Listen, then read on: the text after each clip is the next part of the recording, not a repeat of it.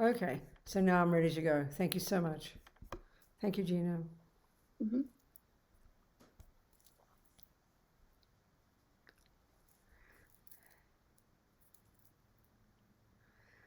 Okay, so first we'll do the Mandala offering first, Gina, the second prayer. So the one before, there it is, there it is. So does anybody, are you the Umze, Gina? Are you going to sing the prayer for on behalf of the center, or would you like me to sing it? Or did you have somebody I would love organized? it if you sang it for us. All right. We So would this prayer, be okay, grateful. good. So this one is actually, this one really is, what happens is this is the first one, and what it is Chen Ling is actually offering a mandala to request the teachings. That's what we're doing here. So I'll pretend I'm the Umze for Chen Ling, okay? So we all together think we're offering a mandala, which is really just the contents of the universe, all the marvelous things that make people happy. Let's think we're offering it to Guru Tara, offering it to Buddha Tara as a request for the teachings, as if we're getting the teachings from the Buddha herself. We're thinking this way, okay? Saji perki jugshing metog tramri rablingji ni de genpadi sange jingdu mikte ulwai droken namdag jingla chepashok. And as we sing this Sanskrit mantra, we imagine Green Tara, Buddha Tara, very happily receiving our offering. Idam Guru Ratna Mandala Kam Niryatayami. Okay, so now we can do the other one, the first one. And this is two things we're doing, as you can see from the heading. So those of us who kind of figure we're Buddhists already, the first two lines refer to us. It's reiterating our reliance on the Buddha and his teachings. And the second two lines is especially important because the motivation in our mind, the reason in our mind for why we do something is actually the main cause of whether that action is a virtuous or non-virtuous one. This is what the motivation means. So here we might say our purpose. So, we're thinking we're going to be here together to listen to these teachings, to do the practice of Tara, to get to understand the meaning of these practices, how we can use it as a tool in our life to help us develop our marvelous potential so we can be a benefit to others, all the way to leading people to Buddhahood, thinking this way.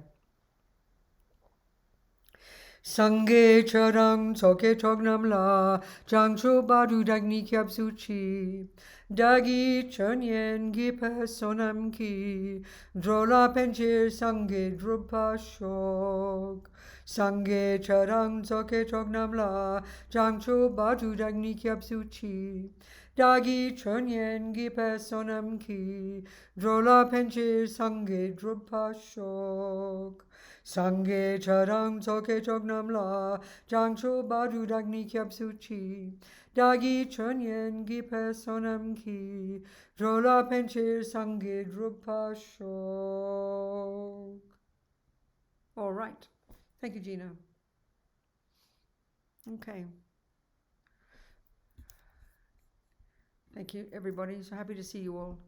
Judith and Champachurzo and Anil and iPad and Ray and Anita.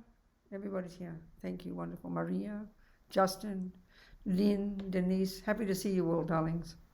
Christine as well. Look at that.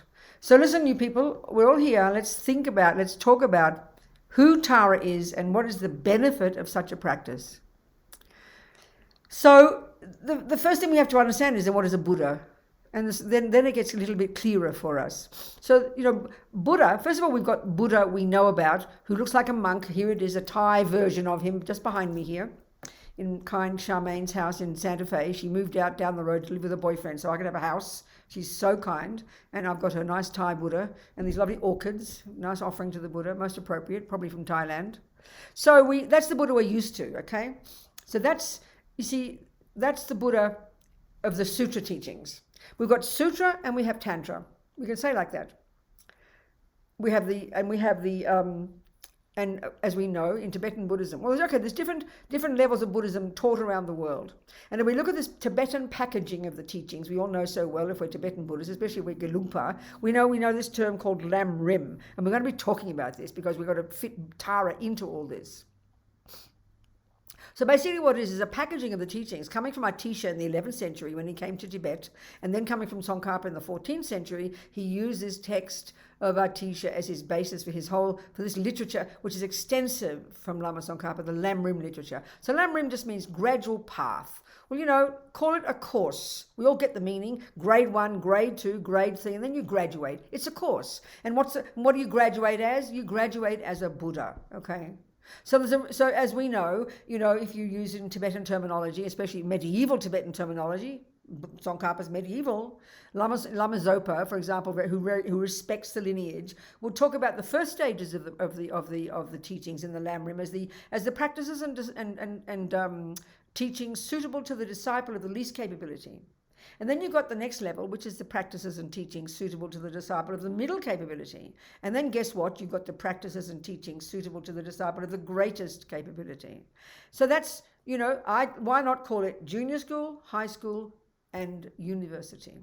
I mean, of course it's colloquial, but somehow we get that, I mean, all these years I've been hearing the word Lam Rim, and I know what it means, but you kind of got to translate in your own head, because it's not how we think, So all the teachings fit into this, and so this is obvious. And when we hear that it's junior school, high school, and university, and then of course you've got postgraduate, which is the Vajrayana, Tantra, and that's where Tara fits.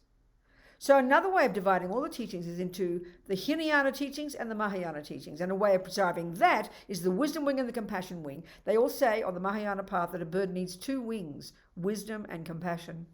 So it's very nice to hear that, but it's a way of framing all the teachings. And the crucial thing, and it's evident, but we take a while, I think, in our culture to really hear this properly. What this implies, this way of packaging, is teachings are presented in levels.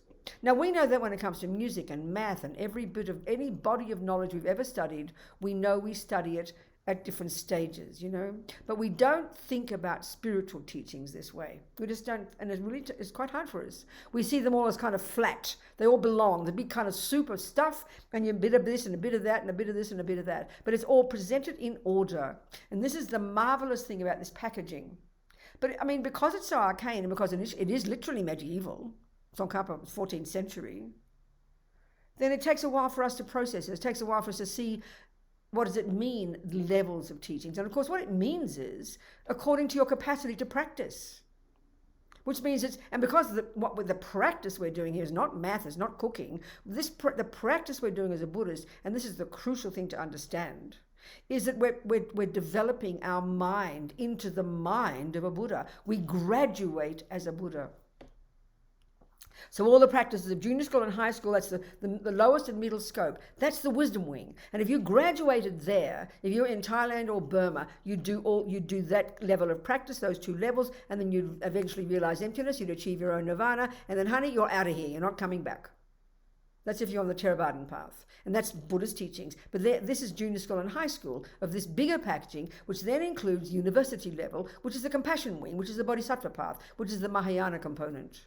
And then you've got, and usually, and probably only in Tibet, I mean, you've got the Theravadan teachings or the wisdom wing in Thailand and Burma. You've got the Mahayana teachings as well in places like Japan, the Sutra teachings, Japan and Taiwan, for example, and China. And then in Tibet, you've got junior school, you've got high school, you've got the wisdom wing, you've got the university level, the sutra teachings, bodhisattva path, and you've got the postgraduate, Vajrayana, Tantra. So all of the teachings of Buddha coming from India from A to Z, all in this packaging, So and the more we study the teachings, the more we understand this, I swear to you, it all falls into place. Because the commonest thing when we get into Tibetan Buddhism is, oh my God, it's so confusing. Where do I start? How do I know what to do? We're so confused, because we don't understand this packaging. We don't understand it's gradual. That's the meaning of the word, gradual path. Grade 1, grade 2, grade 3, and then you graduate. We get that concept, but it's hard for us to understand it when it comes to the teachings. So we know, and this is I can't stress this point enough, and it's one that we really find quite hard in our culture. We hear the words, but we can't relate it, So that the thing is, like, if you know very well, if you were studying music and you had a big fat music book and you opened up any page randomly, if you're fairly reasonable at music, you'd recognize immediately what level it is, and you'd know, oh, that's too high for me, that's grade 12, I'm only in grade 5. Or you'll suddenly know that you're in grade 13 and it's only grade 7. Oh, I know that already. You'd know where the music fit. The lamas say this in the Lam Rim, and when I first heard it, I didn't know what they meant. I didn't understand it, But when we do start to study it and try to practice, then we will realize that these are all organized the teachings are organized in order of the capacity of the disciple. So then and then we have to know what's in junior school, what's in high school, what is university, what is postgraduate. And when we get that, then we can it doesn't mean you have to wait. And this is the difference. You don't wait until you've perfected high school and before you go to university. You can practice, in one day. And so if you looked at a Buddhist book, you opened a book randomly and you saw one sentence, you would know exactly what level it is. So in other words, and in one day you could practice any one of those. So if you're a Tibetan Buddhist, you might have taken refuge. And you think about refuge, you open a book and it talks about refuge, that's junior school. Then you look into the mind, you look into the mind, you're studying the nature of the mind and the delusions, immediately that's high school. Then you look it talks about love and compassion, well, that's university. Then it says Tara and mantras, that's postgraduate. So once you know where all the teachings fit, the teachings make so much more sense to us. You can study all of them and you can practice any one of them in one day.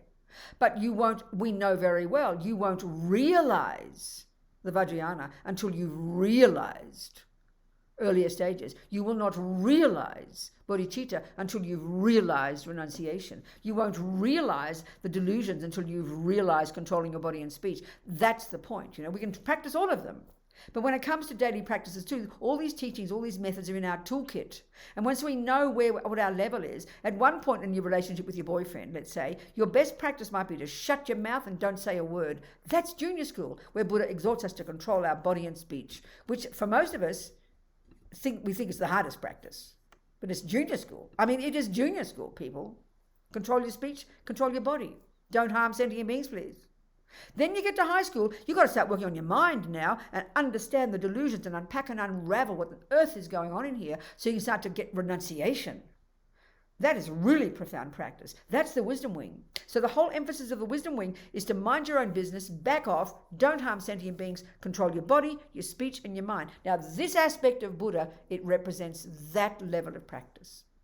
That's look at it, a completely subdued person, totally subdued body, speech, and mind. He is literally the manifestation of junior school and high school. He's the manifestation of the wisdom wing. He's the manifestation of the first and second scopes of the practice. When we understand that, it makes such sense.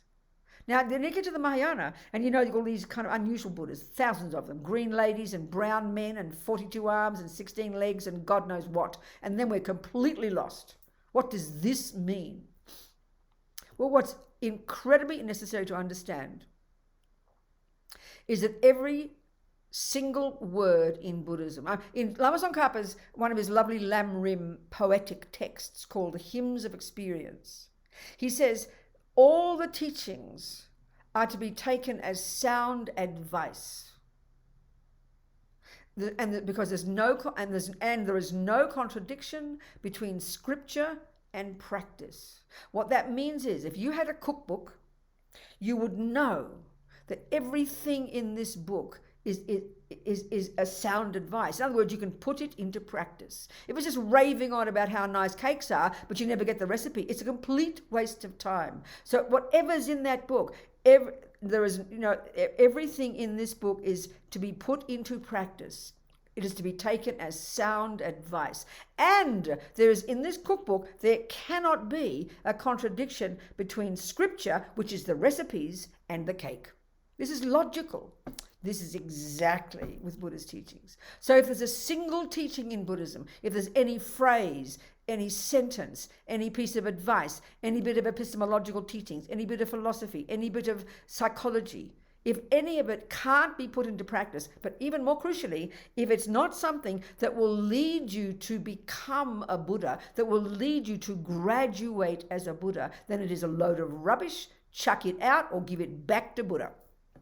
Just like if there's something in that cooking course that will not help you become a cook, why would you learn it? Why suddenly bring in football into the middle of a cooking course? Everything in the teachings has to be there to help you become a cook. That's the logic of it. That's the same here. That's a big surprise to us because we talk about rituals. What do you want all these rituals for? And what we mean by definition, a ritual is something that's just meaningless. Well, that's utter nonsense. Then we think of all these practices. Oh, I don't want to, why do I have to do this? And what do I do that for? Why can't I just watch my breath, If there is a teaching in Buddhism that is not leading you to Buddhahood, then it's a load of nonsense. So you better be very checking up, please, and better be very rigorous in your analysis and your logic and understand it. And instead of just leaping in and say, oh, I don't want to do rituals, that's just meaningless. No, first ask the question, what is a ritual and how does it lead you to Buddhahood? You ask the question first, and then if you think it doesn't, then if you think it's ridiculous, chuck it out.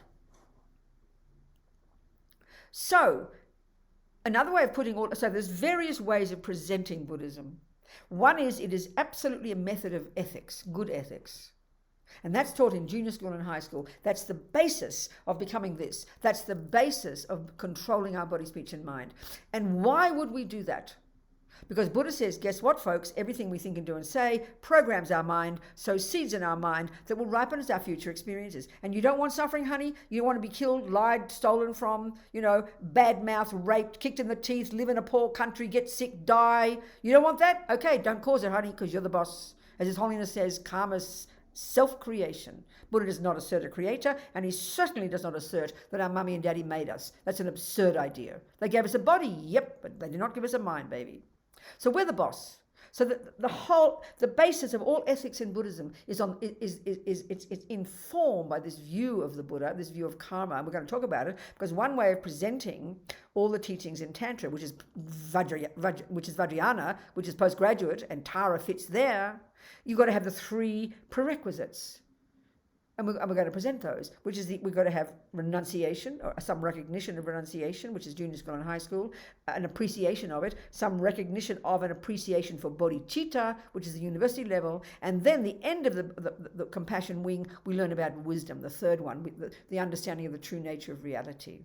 These are the three prerequisites for entering into postgraduate. So we need to discuss those as a basis for presenting Tara. This is the correct way to do it. So then every single thing in Buddhism has to be a technique, has to imply a method. To do what? To help you become a Buddha. So now let's look what a Buddha is, because that's the end result. You graduate. So what's a Buddha? This is the point. Well, I love to always quote this. The etymology of this word is so delicious. The Tibetan equivalent, Sangye, the Sanskrit Buddha.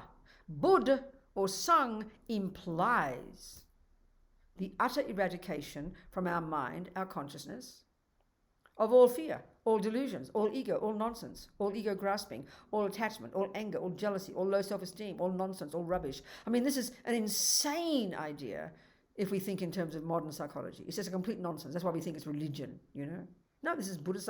The mind is Buddha's expertise. You're going to get to see this. Everything in Buddhism is about the mind. Because what becomes a Buddha? Not your nose, not your ear, your mind becomes a Buddha. So if your mind has the capability, the marvelous potential to get rid of all the rubbish, not only that, Buddha implies the development to perfection, and this is the wisdom, this is the compassion component of all your goodness.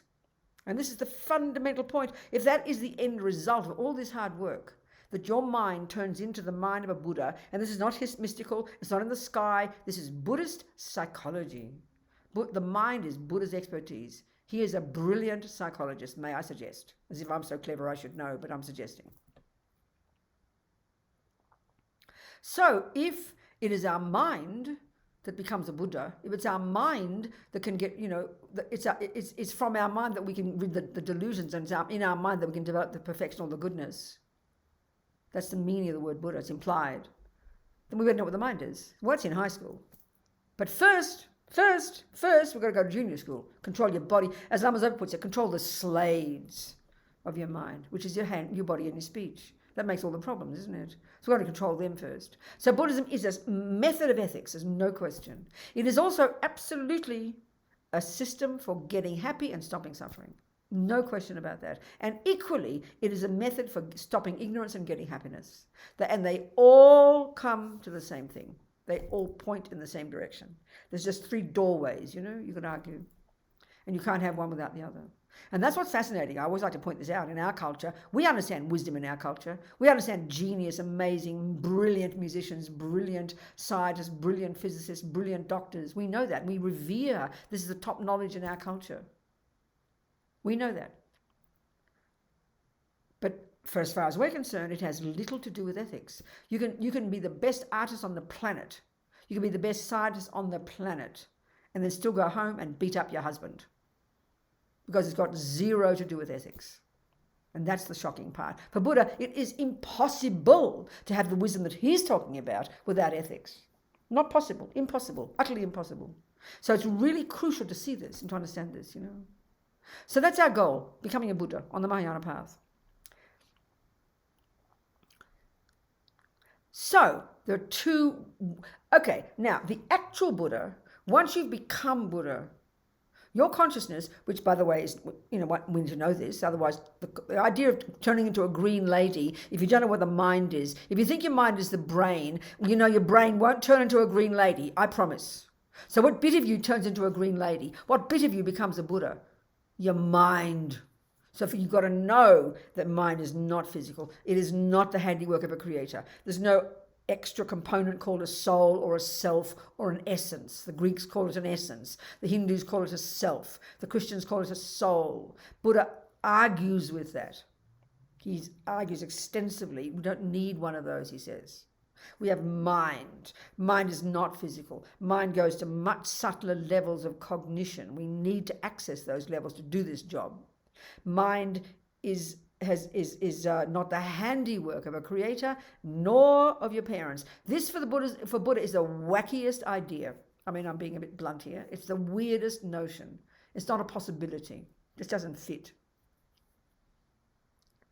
So knowing that our mind is not physical, when it's finally unencumbered by all junk, Buddha, and fully developed in your goodness, Da, what would it be like? Well, honey, you don't need a body by then, I promise you. Bodies are bags of bones, and this is the fruit of delusions. Even the nicest bodies on the planet are the fruit of delusion, the fruit of attachment. So once you've got rid of all the delusions, once you've got rid of all the nonsense, the causes of suffering and the suffering itself, by the time you're a Buddha, your consciousness is utterly unencumbered by all delusions. Your consciousness being not physical, how can it be confined by space or time or matter? It is impossible. So it pervades the universe. How can it not? Your consciousness pervades wherever there is existence. It's just logical. Your mind naturally, because you've removed all the delusions and developed the goodness, your mind is in sync with that which exists. This is the wisdom bit. Your mind is literally omniscient. And your mind is infinitely powerful and full of compassion. That's Buddha. So you don't need a body by then. And there's millions of beings who have become Buddhas. So that is what a Buddha is. But the whole reason you became a Buddha, motivated for life after life after life after life by this outrageous compassion. So then obviously you've got to manifest in a bag of bones to be of benefit to us poor peanuts, isn't it? So there's 2 forms in which the Buddha manifests. 2 forms. So actual Buddha, the Sanskrit word, the actual Buddha, the Sanskrit term for it is Dharmakaya. It technically means just truth body. Don't worry, it just means the Buddha's mind. Pure, unmanifest, all pervasive, all knowing, all compassionate, all powerful consciousness. That's Buddha. As Lama Zopa said, it's like the concept of God. Very interesting. Different definitions, clearly. There's one of those. You become a Buddha, I become a Buddha. We're not going to be 2 Buddhas bumping in the sky to each other. There's one Buddha. But there's millions of manifestations in bodies. So there's 2 bodies. One is this one. This is called the Nimanakaya, or the emanation body. And basically it's the body in the sutra teaching. If you think about that like that way, roughly speaking. The one that you and I can see and recognize. Mr. Shakyamuni Buddha, the prince of 2,500 years ago, whose pictures we see, whose statues we see, whom we would have seen as a human being when we were there, if we were there at the time. The other one is called the enjoyment body, and this is in the Bodhisattva path, pretty much, and that's Vajradhara, or there's different ways of presenting, but Vajradhara is called. And he's in the Bodhisattva aspect. So all these other Buddhas we see, in not looking like a monk, but all dressed up in sort of the royal aspect, coming from India, looking totally gorgeous. That his name is Vajradhara, so he's the tantric aspect of Shakyamuni Buddha. The two kinds of bodies, Nimanakaya and Sambhogakaya. Emanation body, it's called, and enjoyment body. So the emanation body can be seen by peanuts like you and me. The enjoyment body can only be cognized by the Arya bodhisattvas. Arya means once your superior being, once you realize emptiness and you're on the bodhisattva path, then you can cognize that with your subtler mind. You're more powerful. So this is a subtle light body. It's in the royal aspect. Vajradhara, and he's blue, and he's got holding a bell and a dorji, which is the union of the two truths. It's a tantric aspect of the Buddha mind. This is the sutra aspect of the Buddha mind. So under him, roughly speaking, you could say there are the 5 Buddha families. And then under them, all the other millions of Buddhas. There's girls and boys and wrathful and peaceful and pink and yellow and brown and 42 legs and arms, all different aspects. And basically, they are visual psychology. So they all represent all those Buddhas. Remember, it's if doing these practices is a technique to help you become a Buddha, then it has to be psychology. There's no other way. It's psychology, But of course, it's not psychology we understand. Seeing a picture of a green lady or a wrathful Buddha with 42 legs and arms, you don't say, oh, there's psychology. You've got to learn it. And you don't know what that means. It's just this weird-looking fellow, this strange-looking green lady with nice breasts. What's that mean? We've got to learn. If you're interested, you've got to learn. It's psychology, basically. So what you do, and this is what we're going to get to about Tara, what you do with these images is just another way of meditating in order to become a Buddha. It's another method to become a Buddha, that's all. It's another method.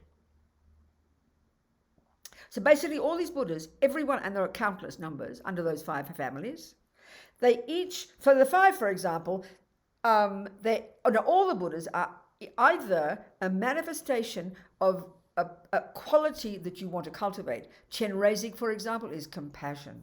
Manjushri, orange, holding a sword aloft with a tip of fire, cutting through ignorance. He's the Buddha of wisdom. Tara is another Tara we're going to talk about. She's a manifestation of the third main quality of an enlightened being is called power or action, cutting through the obstacles, being successful, making things happen, get things done, courage. That's what Tara represents.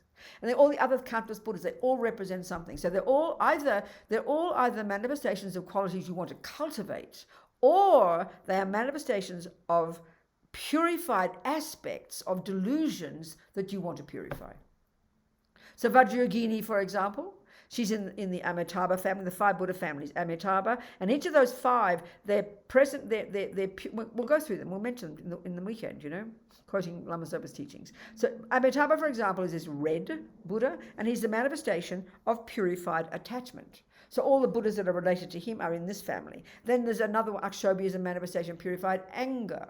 So not only are they manifestations of qualities you want to cultivate, they are manifestations of qualities of delusions that you want to rid your mind of, transform. Because tantric psychology is the most sophisticated, the most powerful. And it is only psychology. There's no other option for it. And of course, it's obviously a language one needs to learn. I mean, you could look at a nice green lady for 40,000 years. You wouldn't know that she represents power and success until you learn that. Just like if I look at Tibetan, right over next to me here, I don't speak Tibetan. Every time I look at Tibetan words, I go blank. So there's Om Mani Padme Hum. I've been told it means that. I've been watching these words for 45 years. I still can't read it.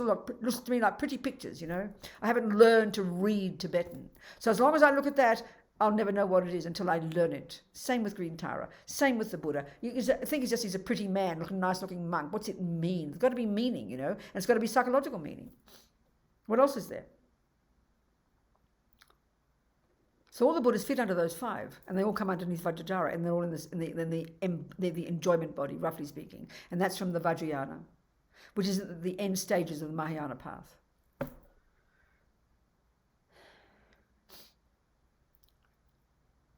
So, okay. So what are these 3? They call these 3 prerequisites before, for entering into Tantra.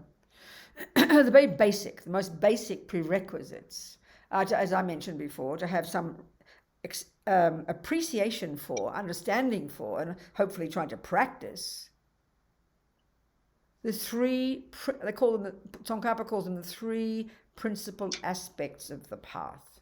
So as we know very well, if you want to go to postgraduate, you've got to have some university. And before you go to university, you've got to have high school. Before high school, you have junior school. It's sort of obvious, you know. So renunciation is essentially junior school and high school. And then compassion and wisdom, bodhicitta and wisdom are taught in the Mahayana path in the more advanced stages, in the university level, you know. They're the prerequisites of even an understanding of and an appreciation of these three. If you have these, then you're suitable to start looking into Tantra, you know.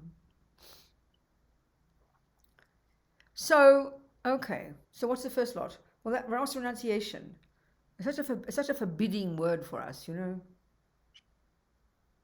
But I mean, it's giving up something. Well, what are you trying to give up? You're trying to give up suffering and its causes. Who's suffering? Guess what, honey? Your own. So the wisdom wing, junior school and high school, renunciation, is all about oneself. And I think in our culture, we miss this completely. It seems we think, I must stop killing because I don't want suffering. Oh, that sounds selfish, we say. So we gloss over it and we skip over it. But the thing is, we cannot possibly understand the compassion wing. We cannot possibly understand the levels of bodhicitta, which is driven by compassion as the way Buddha talks, without understanding renunciation first. It's impossible, absolutely impossible. So we don't understand this. We're missing pieces, you know. We kind of skipped over junior school and high school. Yes, compassion is the point. But as His Holiness says, compassion is not enough. I'm sorry. You need wisdom. And the wisdom wing is the nuts and bolts of abiding. First junior school, abiding by the laws of karma. Then high school, become your own therapist, as Lama Yeshe puts it. Knowing deeply the Buddha's view of the mind, so you can begin to unpack and unravel your delusions, and your mind begin to see what's going on inside you. This is the crucial job of being a Buddhist, you know. You actually really become a Buddhist when you start to work on your mind. Everybody, good people, a good communist will tell you not to kill and lie and steal. Your grandmother will tell you. That's nothing special. Buddha's got his own style, all about karma. But when you become, the unique aspect of Buddha's teachings is when you begin to practice high school, when you start to be your own therapist, when you learn about the mind. This is the crucial job. This is the crucial job of being a Buddhist. And all this is a renunciation wing.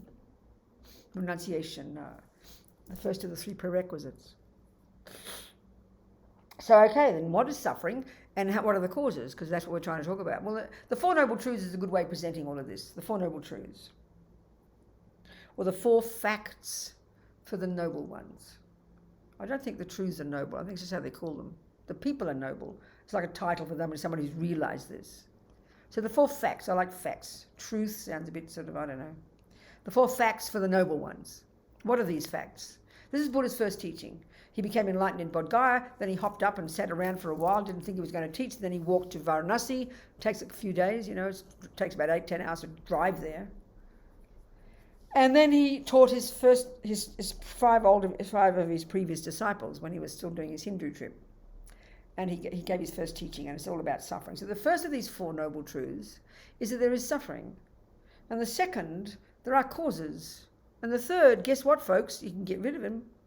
Amazing. And 4 is how to do it. Speaking simply. So, of course, in the literature, it's taught very extensively, but just the essence of it here. And so, who is Buddha talking to? Who is Buddha talking to here? You know, one of the commonest things that happens when we come to teachings, we start thinking, oh, I wish my husband was here. I wish my mother was here. Oh, she really needs this. I wish my sister was here. Oh, she really needs this. But we realize, who do you think Buddha's talking to? Us, me. He wants me to know my suffering and the causes of my suffering. But our common thing is because we have a very narrow definition of suffering, if we compare with Buddha's view, and that's why it's crucial to understand this. So Buddha presents suffering, one presentation is in terms of 3 levels of suffering. We need to understand this to begin to understand our own suffering and its causes. But the crucial thing is, in order to get the levels of compassion that the Buddha says we can, we need to understand what suffering is, because compassion is what? Compassion is empathy with people suffering. And if we've just got our narrow definition of suffering, we'll never have much compassion. It's very limited. So you can't skip over junior school and high school. You just can't do it. So for the Buddha, there are 3 levels of suffering. The first one is the suffering of suffering, and that's the one we all agree about. And that's the one, basically, it's when the bad things happen. Speaking very, very simply, it's when the bad things happen. And I'm not even going to go into the big thing of different realms of existence here. We're just talking about this realm right in front of us, the human realm. We all know the things we can't stand are the things that we don't like pain in the knee, like a husband leaving us, like being mean, like getting COVID-19, or the suffering, or the wrong politicians or whatever. So in other words, getting what we don't want, that's what really suffering is, speaking very bluntly. But that's just the first level for Buddha. That's the tip of the iceberg, the tip of the iceberg. But as far as when it comes to compassion, that's the only one we bother about, and they're the only people who we have compassion for. Those who suffer. And in fact, not only just that, we only have compassion for innocent victims, which is basically a few children and a few animals. I mean, a little bit narrow, I'm talking, but joking a bit. So our view of compassion is really limited because our view of suffering is limited. So we learn about the suffering on the compassion, on the wisdom wing. So you've got to understand this. This is Buddha's view, if you like Buddhism. So the first kind of is suffering is suffering. And then before we go to the second two, let's look at the causes. The second one is the causes. And the fact is, it's so clear, if you've got a problem, you first have to identify the problem very clearly, don't you? But you can't solve the problem until you have found the causes of the problem. Think about that. It's very simple, but very profound. You've got to locate the causes. So Buddha says we're up a creek without a paddle when it comes to understanding the causes of our suffering. Just the first kind. I think my suffering is my mother and my father and the weather and the food and the boyfriend and the Mr. Trump or whoever you do and don't like in politics. We completely got it wrong, he says. He's not arguing that they don't have a role. Of course they have a role. But he says they're merely catalysts. His view is outrageous. He says, I'm sorry, Robina, that there are two main causes of your suffering. We're talking about the second noble truth now. There are two main causes. Two. And they're both inside me. Good Lord. First is past karma. Karma action, past action done, whenever, 42 lives ago, whatever. And second, the delusion that impelled that action. Karma and delusions. So this is based upon the view, Buddha's view, of course, otherwise this is utter nonsense, that your consciousness is not physical, that it doesn't come from mummy and daddy or a creator, that it doesn't come from nothing, that you can track it back and back and back and back and back. This is a fundamental hypothesis, without which the whole of Buddhism collapses into a heap of utter, ridiculous nonsense. It makes no sense. So you've got to hypothesize this one, if you want to, if you like the Buddha's teachings. You can prove it eventually when you get clairvoyance, that's okay, but you've got to hypothesize it first. The possibility that consciousness is not physical. It goes back and back and back. 1, 2, and this is junior school. 2, every millisecond of what you think and do and say sows seeds in that mind, which will necessarily ripen in the future as your experiences. His Holiness says it is self-creation. Such a nice way to put it. And this is outrageous view.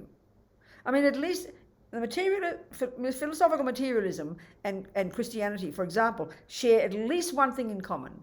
They both assert that we are the handiwork of someone else. As I said before, this is the nuttiest idea for the Buddha, really and truly. It's not possible someone can give you anger. It's not possible that someone can create you. It's just not possible. Not possible. It's absurd. Buddha discusses it in enormous depth. He gives all his, this is where he diverges from the Hindus. About the very ontological status of how these things exist. That's his expertise. So karma is the natural law that runs the universe, within which the universe runs. No one made it up. Buddha's not a creator. He didn't invent it. He's not speculating. It's not from revelation. It's from his own direct observation, and he presents his findings. So given that every millisecond of what I think and do and say sows seeds in my mind that will produce my future experiences, and the next level of detail is every millisecond of what I think and do and say that's labeled negative, will sow negative seeds, will ripen as my suffering. And every millisecond of what I think and do and say that's called positive will then ripen as my happiness. It's a very simple presentation of this law. So if it is a law, like botany, you better learn it if you want to get a decent garden. If you don't want suffering and do want happiness, well, Buddha says, here's my presentation. It's up to you, So you better learn to know what a negative action is and what a positive action is. We better learn. Buddha is super clear in defining these things. And so the whole first level of practice, junior school, abide by the laws of karma, the first cause of suffering, negative karma. You've got to have a really clear understanding of what negative karma is. You've got to be sick of suffering. And as Lama Zopa says, the very first level, entry level, junior school, grade 1 practice, this second, is to stop harming sentient beings. Why, Buddha?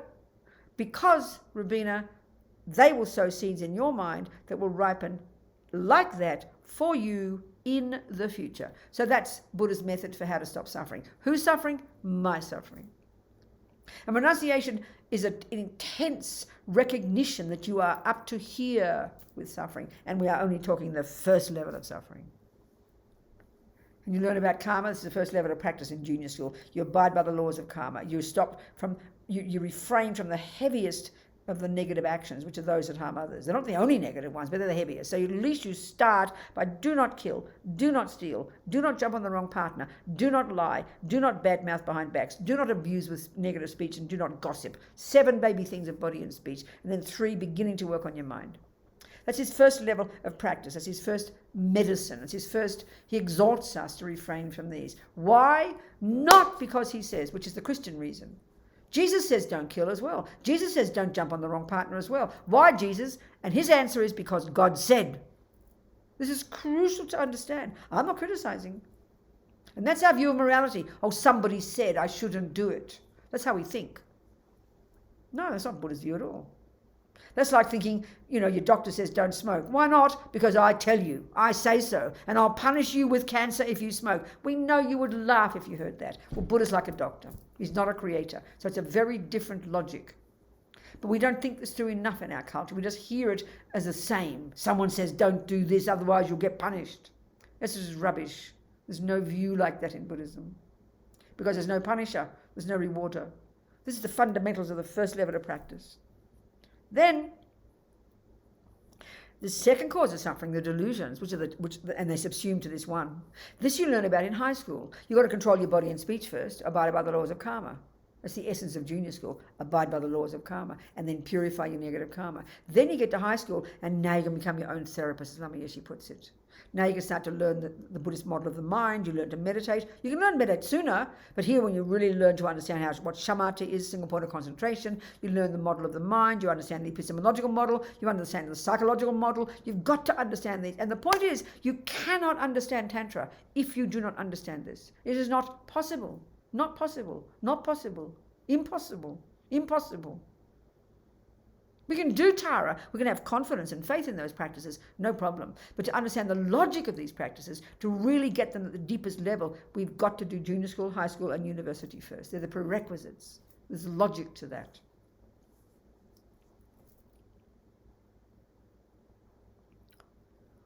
So you get from this renunciation. And so what about the mind? What are the problems in the mind? Because they're the root delusions. They're the problems. Body and speech are just the servants. You control them first in junior school, now get to the root of it. Look at the mind, which drives the body and speech. So you have to learn about the mind. And this is what you have to learn if you want to understand Tantra. Absolute certainty. So Buddha divides as we've talked, Buddha divides all the countless numbers of thoughts and feelings and emotions in our mind into 3 categories. Those that are neurotic, deluded, I-based, fear-based, the cause of suffering, and the cause of why you harm others. The second lot are the valid, virtuous, reasonable, appropriate states of mind that are the cause of your happiness and the cause of your ability to help others. So clearly, we better distinguish. And given that Bud is getting rid of the rubbish and Da is developing the goodness, this is the job. It implies the job from day one. Start to distinguish in this chaos in here, in this emotional soup, distinguish between the rubbish and the virtues. This is the fundamental job in Buddhist psychology. And this is not how we talk in modern psychology. We don't like to even say negative and positive. It sounds like judgmental, So what are the main delusions? What are the main delusions? Well, Buddha talks about 84,000, quite frankly. It's a big map of the mind. But he narrows them all down. They all subsume to 3, which is just as well. The 3 root delusions with 3 toxic emotions. The 3 poisons, as we all read in Buddhist literature. Ego grasping, ignorance, attachment, aversion. There's a hierarchical relationship. And without understanding these, we cannot understand renunciation. And renunciation is the first of the prerequisites that enable you to enter into Tantra. And why do you need to understand the mind like this? Because Tantra being the most sophisticated psychology, the very first level is you back off and do not harm and do not kill and do not steal and do not lie. You just control your body and speech and mind your own business. The next level of practice, you start to harness your mind and you begin to understand what attachment is, and you can distinguish it from love and compassion and the good ones, and you start to you're a little bit more in control by now. And you can start to begin to get control over your mind. You get to the compassion wing, your compassion is so enormous that overrides your compassion, your attachment. And by the time you get to Tantra, you can utilize attachment. Tantra is the most sophisticated level of psychology, when you're a proper practitioner, that utilizes all parts of our mind. At the first level, you control your body and speech, the servants of attachment. At the next level, you begin to control the attachment. At the next level, you develop love and compassion, which calms your attachment even further and have more control. You don't go berserk. And by the time you get to Tantra, you completely understand your mind so intimately, so clearly. You've got so much renunciation, so much wisdom, so much compassion. Ideally, a person who's qualified. Then you can utilize the poison on the path to enlightenment. It's one of the key factors of psychology at the most sophisticated level. And the only person who can utilize anger and utilize attachment is the person who's given them up. And that's what you get with the first 3 levels of practice, the first 2. So if you don't know what attachment is in high school, how in the name of heaven on earth can you possibly utilize it in postgraduate? You've got to know what it is, It means you have to study the mind. We often skip over that too. You've got to know Buddha's view. It's a very specific view of the mind. Very specific. It's impossible to understand Vajrayana psychology and philosophy without understanding mind, which you do in high school. Simply impossible. Because Buddha's view of the mind is so precise, so unique, So you get renunciation. Then you start to... you continue the whole path from here to Buddhahood. You never stop working on your mind. The very first level, you control the servants of the mind. Next level, you really get into the mind and control the delusions. Next level, you keep working on your mind, but now the shift, the basis of the next level, which is compassion, is in reference to helping others. The first levels is in reference to stopping harming others. Now you continue to work on your mind, but the wish is to break down the barriers that ego has cultivated and created that separate you from others. So the development of love and compassion is more working on your mind, ripping out the delusions, because you want to break down these artificial barriers, because you can have love and compassion and be able to benefit all sentient beings and be able to have bodhicitta, this outrageous attitude, bodhicitta, this outrageous attitude, based on unbelievable levels of compassion and love that we can't even conceptualize in our culture. That you sound like a bodhisattva sounds like a mentally ill person. So you've got to understand these things, one step at a time. So having prerequisites, some renunciation, some compassion, and then finally in the bodhisattva stages of the path, the final stages of the bodhisattva path, when you do the 6 perfections, you learn emptiness, wisdom. These are the 3 prerequisites and the summary of the entire path. Even to have a semblance of understanding of and a wish to practice them, and to see the relationship between all 3. This is a prerequisite. Then you're ready to take initiation, to do whatever, Another way of presenting all the teachings is in terms of the 3 vows. All the practices fit into the 3 sets of vows. Buddha loves his vows. Vows are amazing. We hear a vow like it's something that someone comes and tells us, just sort of squashes on top of us and says, don't do that. Well, we live in vows every day. Just to drive a car, if you had to write down all the things you've promised you wouldn't do, you'd have hundreds. They're called vows. A vow is a decision to refrain from something. So you refrain from going too fast. You promised you'll refrain from putting the foot on the accelerator at the same time as the brake. You've refrained from turning left if you want to turn right. There's hundreds of things you've vowed not to do. We just don't call them vows. But that's exactly what they are. And if you didn't know them, you would die on the road. So you need to know them. We internalize them and learn them, So vows for Buddha are psychologically so potent.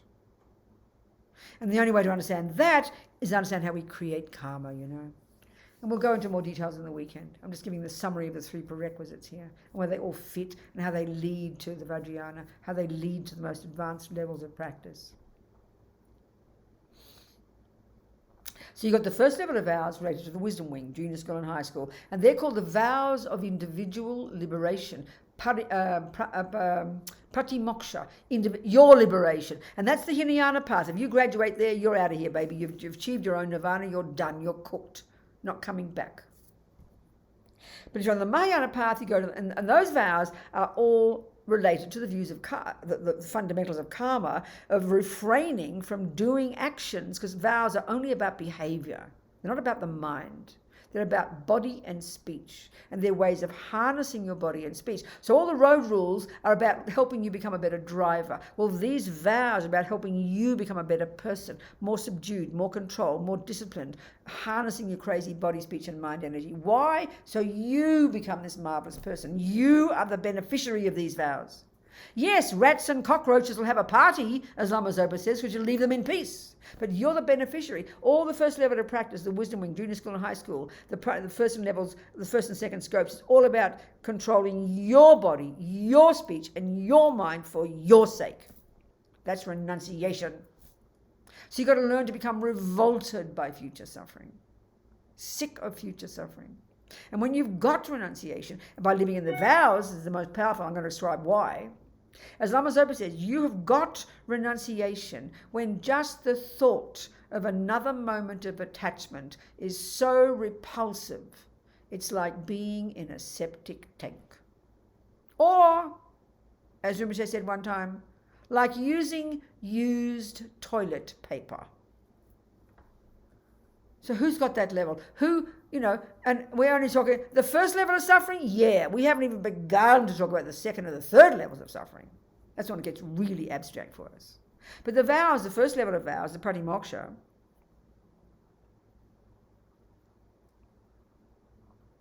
the main ones for the monks and nuns, they're the pratimoksha vows, we've got lots of those, and the lay people are just 5.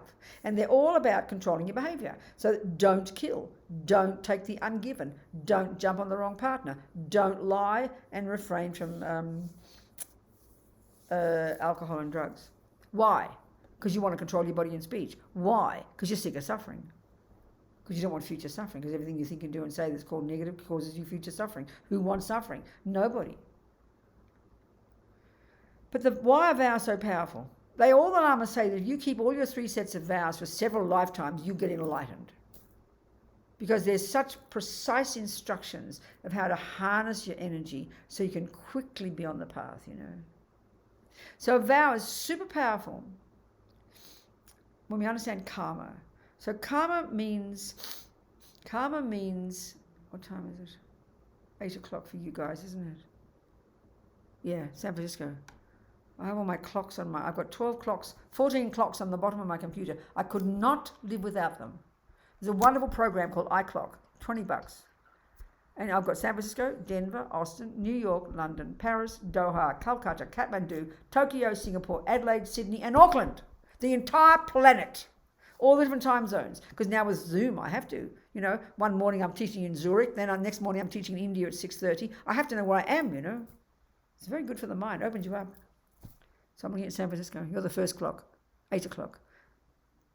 And what's so hilarious, it's 8 o'clock in San Francisco and it's 5 p.m., 3 hours. It's actually 3 hours earlier in Auckland, but they're a day later. But they're just 3 hours earlier, really. Anyway, I like my clocks. Sorry. So I'm in Denver. I'm not Denver, but I'm something like Denver. Okay, are we 90 minutes or 2 hours, Gina?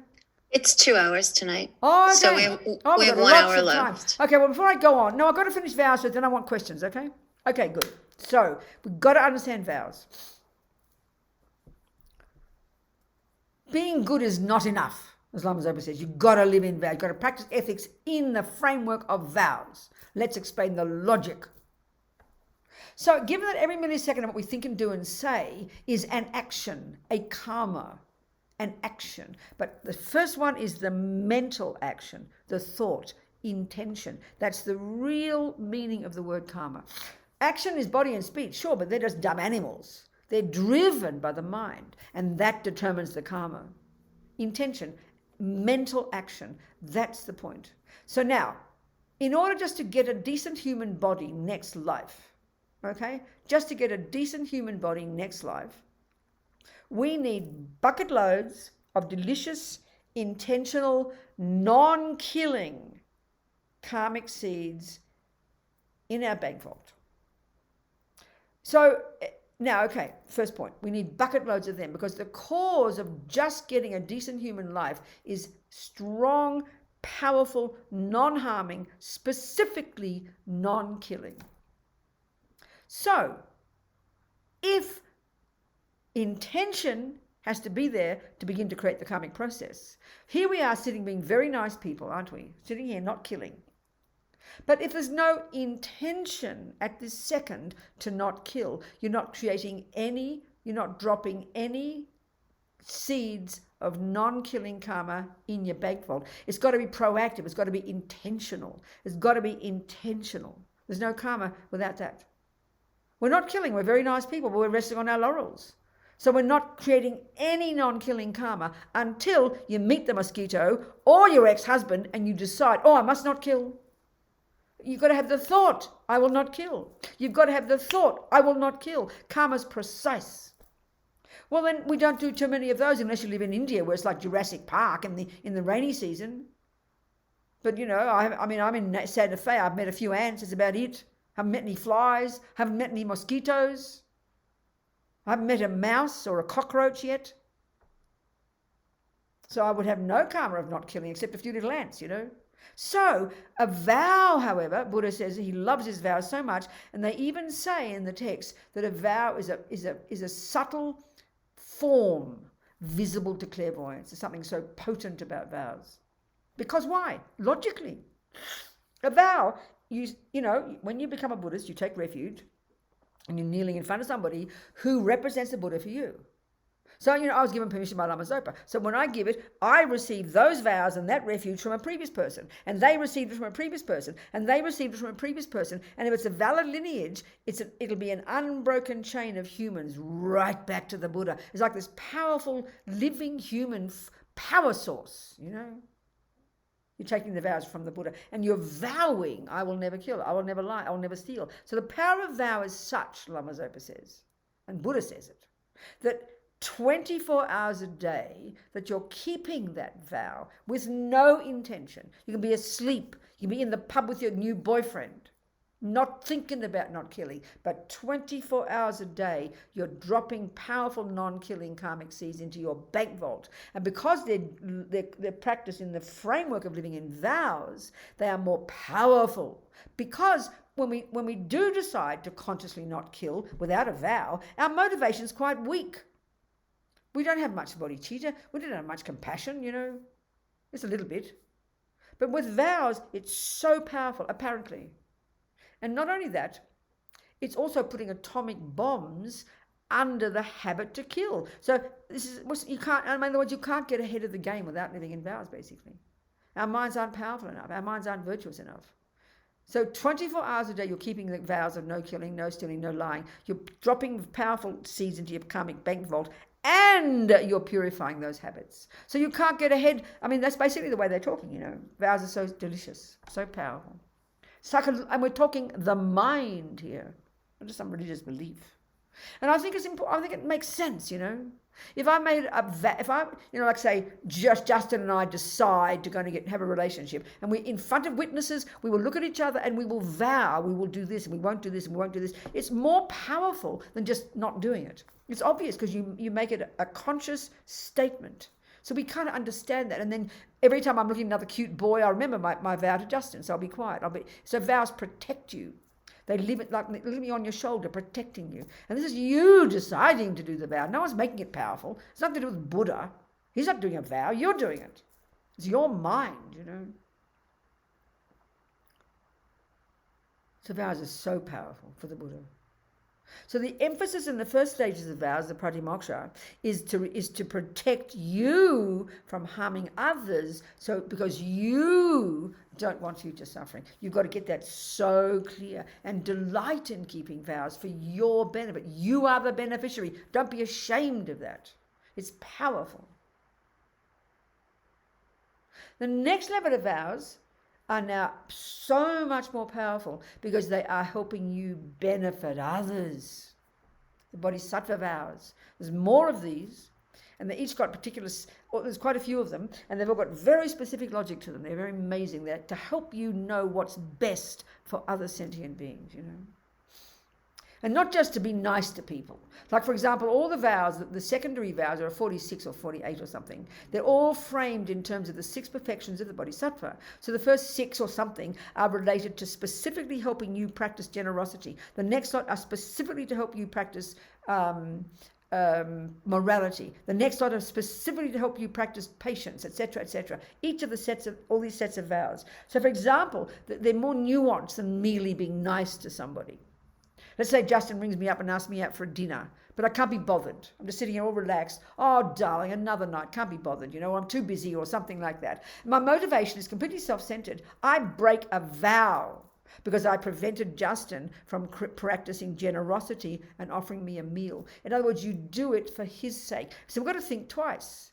You've got to think what's best for that person. And that's where in the Bodhisattva vows, you've even got a vow where if, let's say he's an alcoholic and he asks me for a glass of alcohol and I've got a bottle right in my fridge, but I will lie and say, no way, I've got no alcohol, Justin. Why? Because it's for his benefit. So I've got permission to break an earlier vow where I vowed not to lie because it's for benefit for somebody else. You don't play with these vows. They're super powerful. So they're really much more nuanced than just being nice to somebody. They're very powerful. And how will you learn them? You've got to read them and understand them. And they become this subtle energy within your mind, so powerful. And they transform your behavior. You transform your behavior. It's so powerful. Then the next lot to do with Vajrayana, the Tantric vows, another whole level of reality. Each of these has got a specific purpose to help us transform our body and speech in order for us to be able to transform our mind in order to become a Buddha. They're very specific. Just like all the instructions if you have to be an architect or a dancer. Look when you're a ballet dancer. Look at the incredible detail of exactly how to put your foot, exactly how to put your hand. Every one of those counts. You must have a list of 1,000 vows and 1,000 things you will commit to do. Why? Because you want to turn yourself into a dancer. Well, here we're trying to turn ourselves into a Buddha. They've got great, great meaning psychologically, not just a bunch of things that someone squashes on top of you. You shouldn't do it and you'll get punished if you don't, which is how we think about it, which is infantile, completely infantile, So now you have to ask me some questions about what I've discussed so far, okay? Now we have lots of time. I have to blow my nose, excuse me, people, while you think of your questions. And people can unmute themselves if they want to ask a question. Another way to do it is if you want to give me a heads up in the chat that you have a question, and we can go in some illusion of order that way. Venerable Robina, we actually got a question via email. I don't know if you want to take it now or when we drill down more during the weekend. No. Tell me, is it related to what we discussed today or what? Well, you talked a bit about prerequisites, and the person's question was about empowerment and whether they can do the practice, or is it appropriate how to do the practice if they don't have the empowerment. Understand. Are they any more specific than that? Can you read the exact words they say, Gina? It might be helpful. No, it was just right along those lines. Is empowerment required? Okay. So we'll get to this in more detail. Of course we will in the weekend. But there are different levels of tantric practices. And some of those practices, you do not need an empowerment. So we will be doing Tara practice this weekend. I'll lead you in a meditation. So I would not do that anyway if you hadn't got empowerment. So there are some practices you can do without empowerment, but of course empowerment makes it very powerful and wonderful to take empowerment. But there are later practices, the more advanced ones, they call them highest yoga tantra or highest tantra. You can't do those practices without receiving an empowerment. Yes. So it depends on the practices. But things like, medicine Buddha, things like Tara, Chen, Manjushri, Vajrasattva, we can do those practices without having received an empowerment. But something like Vajrayogini, Kala Chakra, Heruka Chakra Samvara, we must have an empowerment to do those. So it depends on the practice. Okay. Yeah, the question was fairly straightforward. What it was, is Green Tara empowerment needed in order to attend the retreat? But then they also replied and said, could you please elaborate on why it's not required to attend the retreat? Oh, that was the question, was it? Yeah, that was it. That's specific. So that person they didn't get an answer. Were they told something in advance? I mean, are they at the retreat? They were told they could Oh, attend good. Okay, without fantastic. having the Okay. empowerment, for Well, sure. I Yeah. think, okay, thank you. Now I understand the question. Yeah, thank you very much. That's very Mhm. precise. Um, because some practices can be done without empowerment. There's no sort of more reason for it than that. That's all. Because there are some practices you can do without having empowerment. But, I'd recommend, I mean, some people, I know in the West, we like some of these practices very much, and we maybe know nothing. I mean, we will lead, we can lead, I've seen this in teachings when I will lead a 20-minute, 15-minute Tara meditation, very simple version, and people really get the logic of it, really get the feeling psychologically of the meaning if you explain it nicely. So they can be very, very delicious, very tasty, very uplifting. I know Lama Yeshe would often just do that in teachings. He would lead a little practice, and he teaches them so simply. They're really very powerful. So maybe that's a helpful point we can discuss. Certainly in the weekend, but certainly I'll even mention it here now in reference to this question. There's different levels of practice. So the first level of practice, as I've been describing, is control your body and speech. Control your behavior. Why? Because it's driven by attachment and anger and all the other delusions. That's why we make a mess of ourselves. That's why we harm others. So the very first level is harness our crazy verbal and physical energy. Then we begin to harness our mind and get real control over our mind and distinguish between delusions and virtues. That's an approach to help us get closer to Buddhahood. The next level, we start to activate our compassion and want to benefit others. That gets us closer to Buddhahood. Now, another practice, which is in Tantra, a simple way to present it is this. If we recognize that Tara, what she represents there are three essential qualities of a Buddha. One is compassion, which is the wish to benefit others. One is wisdom, which is the wisdom to know how to benefit others. But the third one we need is the ability to do so. Power. They call it power or action. And Tara represents that one. So if you've got even the general sense that this abstract for us, green naked lady with gorgeous breasts and looking young and beautiful and shining and bright, holding a flower, sitting this way, it all has meaning. When we buy into the idea that she represents this power, and then you do this little visualization. We're going to do it, in the weekend. Well, I'll lead you. A very simple visualization of purifying your body, purifying your speech, purifying your mind, visualizing light coming, and then she comes into you, and then you imagine. This is the essence of these practices. So basically the Lamas say, the way they say it in the teachings, that Tara is like this idealized version of what you will become. It's like you want to play tennis. And like you sit there and you do your positive thinking and your optimistic thinking and imagining being this perfect tennis player winning Wimbledon or winning the New York Open, whatever it's called, whatever they call US Open. And you visualize yourself, you imagine yourself, you really imagine. So as they say in Tantra, you bring the end result, you perfectly winning the US Open, this perfect tennis player, you bring the end result into the present. So by imagining becoming Tara, by imagining winning the US Open. This is a powerful psychological technique that enables you to do exactly that. So it's a very super powerful and it's very uplifting. In the beginning stages, you kind of got your hands in your own rubbish and you're really messy dealing with your delusions and looking at your anger and trying to control your speech and trying to control your mind. It's exhausting. But these are much more uplifting and very sweet, delicious practices where you just imagine this perfect image of what you think you can become, and you visualize purification, and then you visualize absorbing into you, and you imagine, I have become it. Because every thought you have sows a seed. Well, what marvelous seeds you're sowing. It's very optimistic, very powerful, what do they call it? Positive psychology. It's Buddha's your best, Tantra is your best, supreme positive psychology. Absolutely. So they're very, very, people like these meditations very much. They're very simple, uncomplicated, no Sanskrit, no Tibetan, just visualizing, imagining. It lifts your heart, And as Lama Yeshe would say, sometimes it's really hard work dealing with your junky mind all the time. We need a bit of a break. Visualize Chen raising, visualize Tara to lift you up and imagine I become that. This is my nature. This is my potential. It's marvelous, Any other questions? Yes, Denise. Yes, sweetheart. Talk to me. Good evening, Venerable. Hello, Thank you. dearest. Nice to see you again. Good, yes, so good to see you. I'm visiting from Hawaii this time. Oh, wonderful, wonderful, very good. Happy to see you. What time is it there? What time zone are you? 6:14 p.m. p.m. Oh, okay. So you're like, you're just after Auckland and just before I see, you're between Auckland and San Francisco. I get it. How interesting. Auckland's 5 p.m., but they're tomorrow. Never mind. Go on. Talk to me.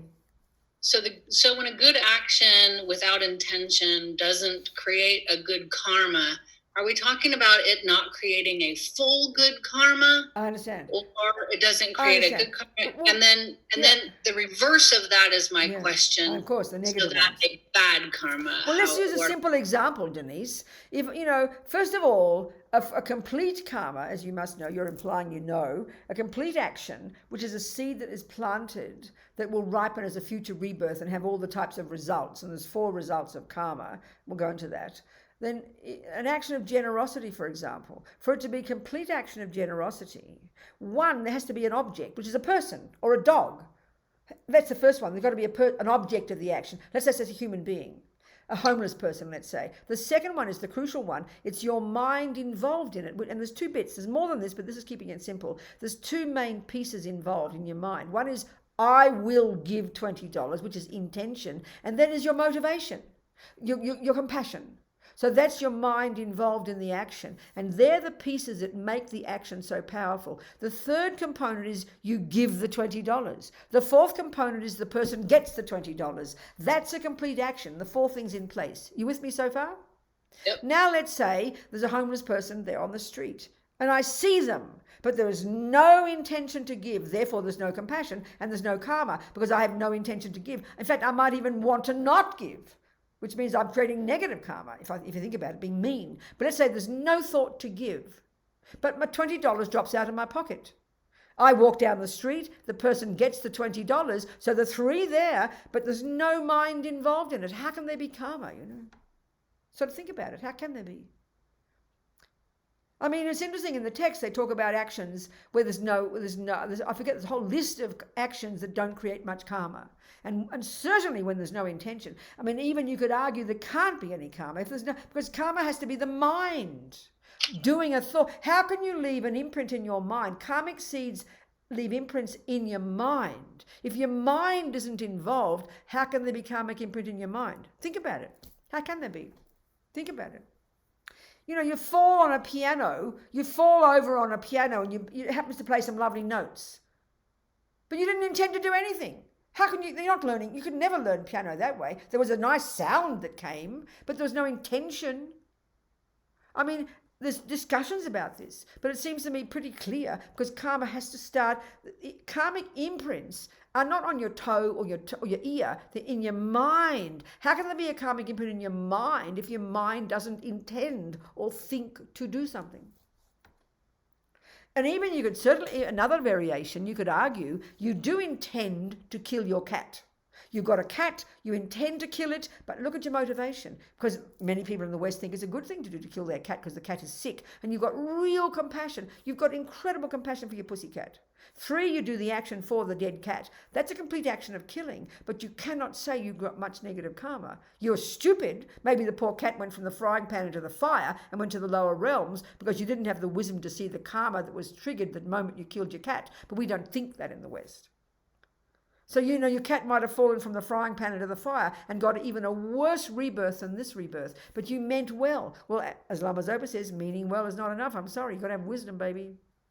So even with a good motivation, doing an action that's bad isn't so bad. But we've got to have wisdom as well. So let's say I'm going to give to you, let's say you're rich. And I want you to be my friend. And I'm so generous. You can't find your wallet. I'll give you $20, Denise. And I sound so generous. But my motivation stinks. So my motivation is the real one. There was a pig out there. Huh? She's talking to me. Shh. Oh, okay. Sorry. So there's many factors there. But evidently a pig just ran across the backyard and my son wanted to tell me that. Well, oh, very good. Okay, good. Okay. So, there's 4 things in place. And a complete action would be all of those 4, and that would sow a seed in your mind that will ripen as different types of rebirths. But there's many variations. So intention, motivation, action, and reason. No. First, there's 4 things. First is the object of the action. In this case, a person. Let's say the generosity action. Okay, it has to be a person, doesn't it? You don't give money to a pillar. It's got to be the object of the action. Second is your mind involved in it. And there's more than this, but there's two main pieces. There's the intention, I will give $20. And then the motivation. Now that's the main one. And the best action for it to be virtuous has to be compassion. Do you see? Intention and motivation. The third is you do the action. The fourth is the result. The person gets the $20. This is speaking simply. Got it. Do you understand? And so the question that I have as of late is with people who choose to not want to be aware. What do you mean? What comment? What discussion? What like is the action we're talking? talking? Through the world. I know, but what is the action you're talking about? So give me an example of an action. What's you got to be precise, because everything's very precise. What's an example of an action of this person? What is an action they would or would not do? Just give me an example. Oh, I don't know. I don't know. They're just doing it. I know, because you're angry with people who aren't paying attention and putting on their masks and blah, blah, blah. But hang on one second. Is that what you're talking about? I'm in a sensitive area to mention it exactly. Okay, well, be vague then. Go on. As if somebody was doing something and it was harming somebody else, and they say, I don't know, that's not my thing. Okay, so a person, so what is it? They're choosing not to pay attention to how their own action is harming somebody else. That's very common. We're all like that because we've got attachment to do what we want. We're very ignorant of mostly what we do most of the time. So that's how we mostly are. That's called ignorance. And so then, that just means uncaring, not having compassion for others, not interested, just being totally self-centered, therefore negative karma. Of course it is. Of course it is. I mean, we can't guarantee that everything we do will help others, but the wish to help others, first of all, the wish has to be to control yourself so you don't harm others. Then the wish has to be to watch your mind. Then the wish is to actually benefit others. So there's levels and levels. And much of the time we're just following attachment. That's when we understand attachment is totally self-centered. We just do what we want when we feel like it and we don't care. Of course, that's just called ignorance. That's called self-centeredness, and that's called negative karma. Of course it is. Got it. Thank you. Absolutely, darling. Thank you. Awesome. What else, people? Any other questions? We have a question from Faye next, and then Navita. Good, Faye. Talk to me, sweetheart. Hi, Robina. I'm calling from Singapore. Good. Wonderful to see you. It's 12:20 p.m. here. Yeah, just exactly. I've got my clock right there. There's Singapore. Talk to me. Yes. So I'm wondering if purification, is it a form of good karma or is just a removal of bad karma? No, I understand. This is a very good point. It's very simple. As we all know from reading all the literature, you've got actions that are called purification, and then you have practices that are called creating merit. So it's a bit like pulling out the weeds and growing the flowers. So in the end, many practices are specific to the purification. Ones are particularly good for purifying, but it's not possible to say that you're not also creating merit. Of course you are. So living in vows is refraining from harming. But not only do you not create negative karma, as Lama Zopa says, just the power of vow is you create bucket loads of merit. So many practices do, all practices probably do both, but some are specific to merit making and some are specific to purification, for sure. Do you understand, darling? Does it make sense, Faye? You look like you're doubting.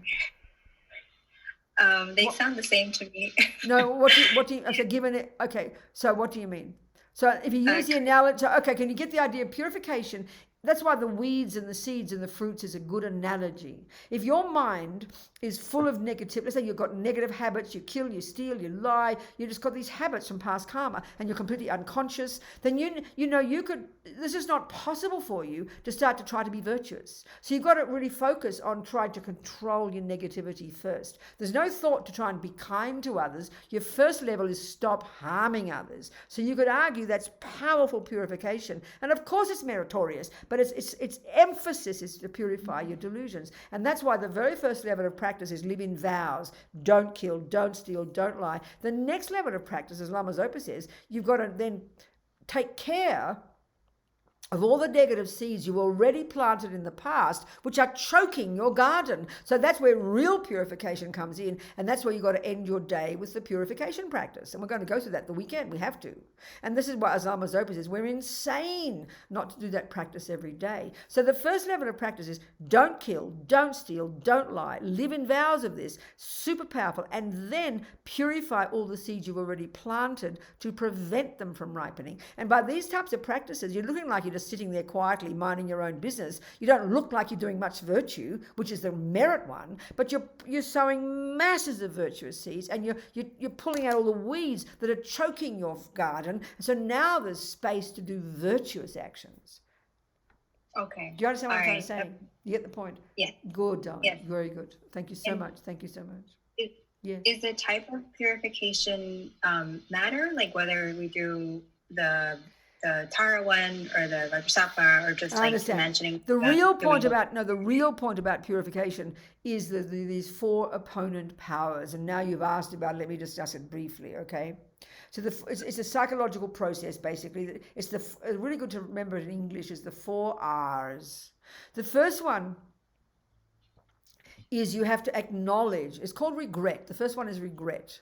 You acknowledge, I did kill my boyfriend, I did kick the dog, I did steal the money, I did do this, I did do that, I did have an abortion. You acknowledge the things you've done that you can remember today, yesterday, this life, and it's good to remember some. And then you certainly can then, and you think like this. Regret is very specific. You think, oh my God, what a fool. I didn't realize when I did that I was putting negative seeds in my mind. I didn't realize it was going to cause me so much future suffering. I regret that from the depths of my heart because I don't want future suffering. Regret is very specific, but we often gloss over it and make it sound like guilt. Oh, I'm a bad person. It's got nothing to do with that. It's like recognizing all those, recognizing all those years you've been smoking all those Marlboros and you never realized they were going to cause you cancer. And you go, what an idiot. I can't believe I didn't know that. I'm such a fool. Out of ignorance, I harm myself, and I don't want that future suffering. So I regret from the depths of my heart that I did that smoking. I didn't know any better at the time, but I regret having done it because it's harming all my lungs. It's going to give me future suffering. That's the idea of regret. It's specifically for your own sake. It's strong renunciation. You don't want future suffering. So of course I regret that. And then if you got the view of past lives, you then say in your practice, and I regret anything I've ever done to harm any sentient being ever since beginning this time, because I don't want the future suffering. You've got to add that piece. Otherwise it just feels like guilt and it's neurotic, This very powerful practice. Then the next step is, well, whom can I turn to? Where's the doctor? This is the next step, and that's reliance. So there's 2 parts there. So the first one is where you think, who's your doctor? That's Buddha. He's our doctor, So we rely upon the Buddha. We're so delighted we've got a decent doctor who's got some good methods that we can use because we do the purification. So that's where you take refuge and you'd visualize the Buddha above your head. Vajrasattva, for example, is the best one. The second part of the reliance is now where you think of compassion for others. First, it's like compassion for yourself. Regret's like compassion for yourself. Now you think of those you've harmed. I always think of the abortion I had when I was 23. I always think of you'd think of the different things you've done in this life, because we've done them in countless past lives as well, but you remember the actions that you know about, and then you have compassion for that person. You have compassion for the fish you killed. You have compassion for the boyfriend you cheated on. You think of the sentient beings, and now you regret for their sake, because you must purify for their sake.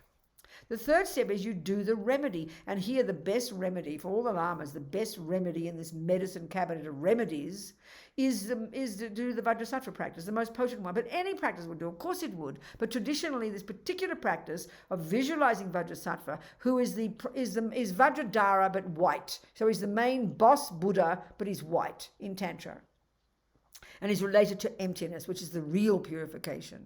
So you visualize Vajrasattva, and then you say the mantra. It's said to be a very powerful mantra. That's the third step, the remedy. And the fourth, the resolve to not do it again. So these 4 are the most practical psychological steps, As Lama Zopa says, we're insane not to do this practice every day. You can do it in 5 minutes if you wanted to. It's just these 4 series of steps. The strong ownership of the dumb things you've done because you're sick of suffering and you regret them. The second is you rely upon the Buddha and you have compassion. The third is you do the remedy. And the fourth is you vow not to do again, according to your own capacity. Do you understand? That's the essence of it. Those 4 steps are the main ones.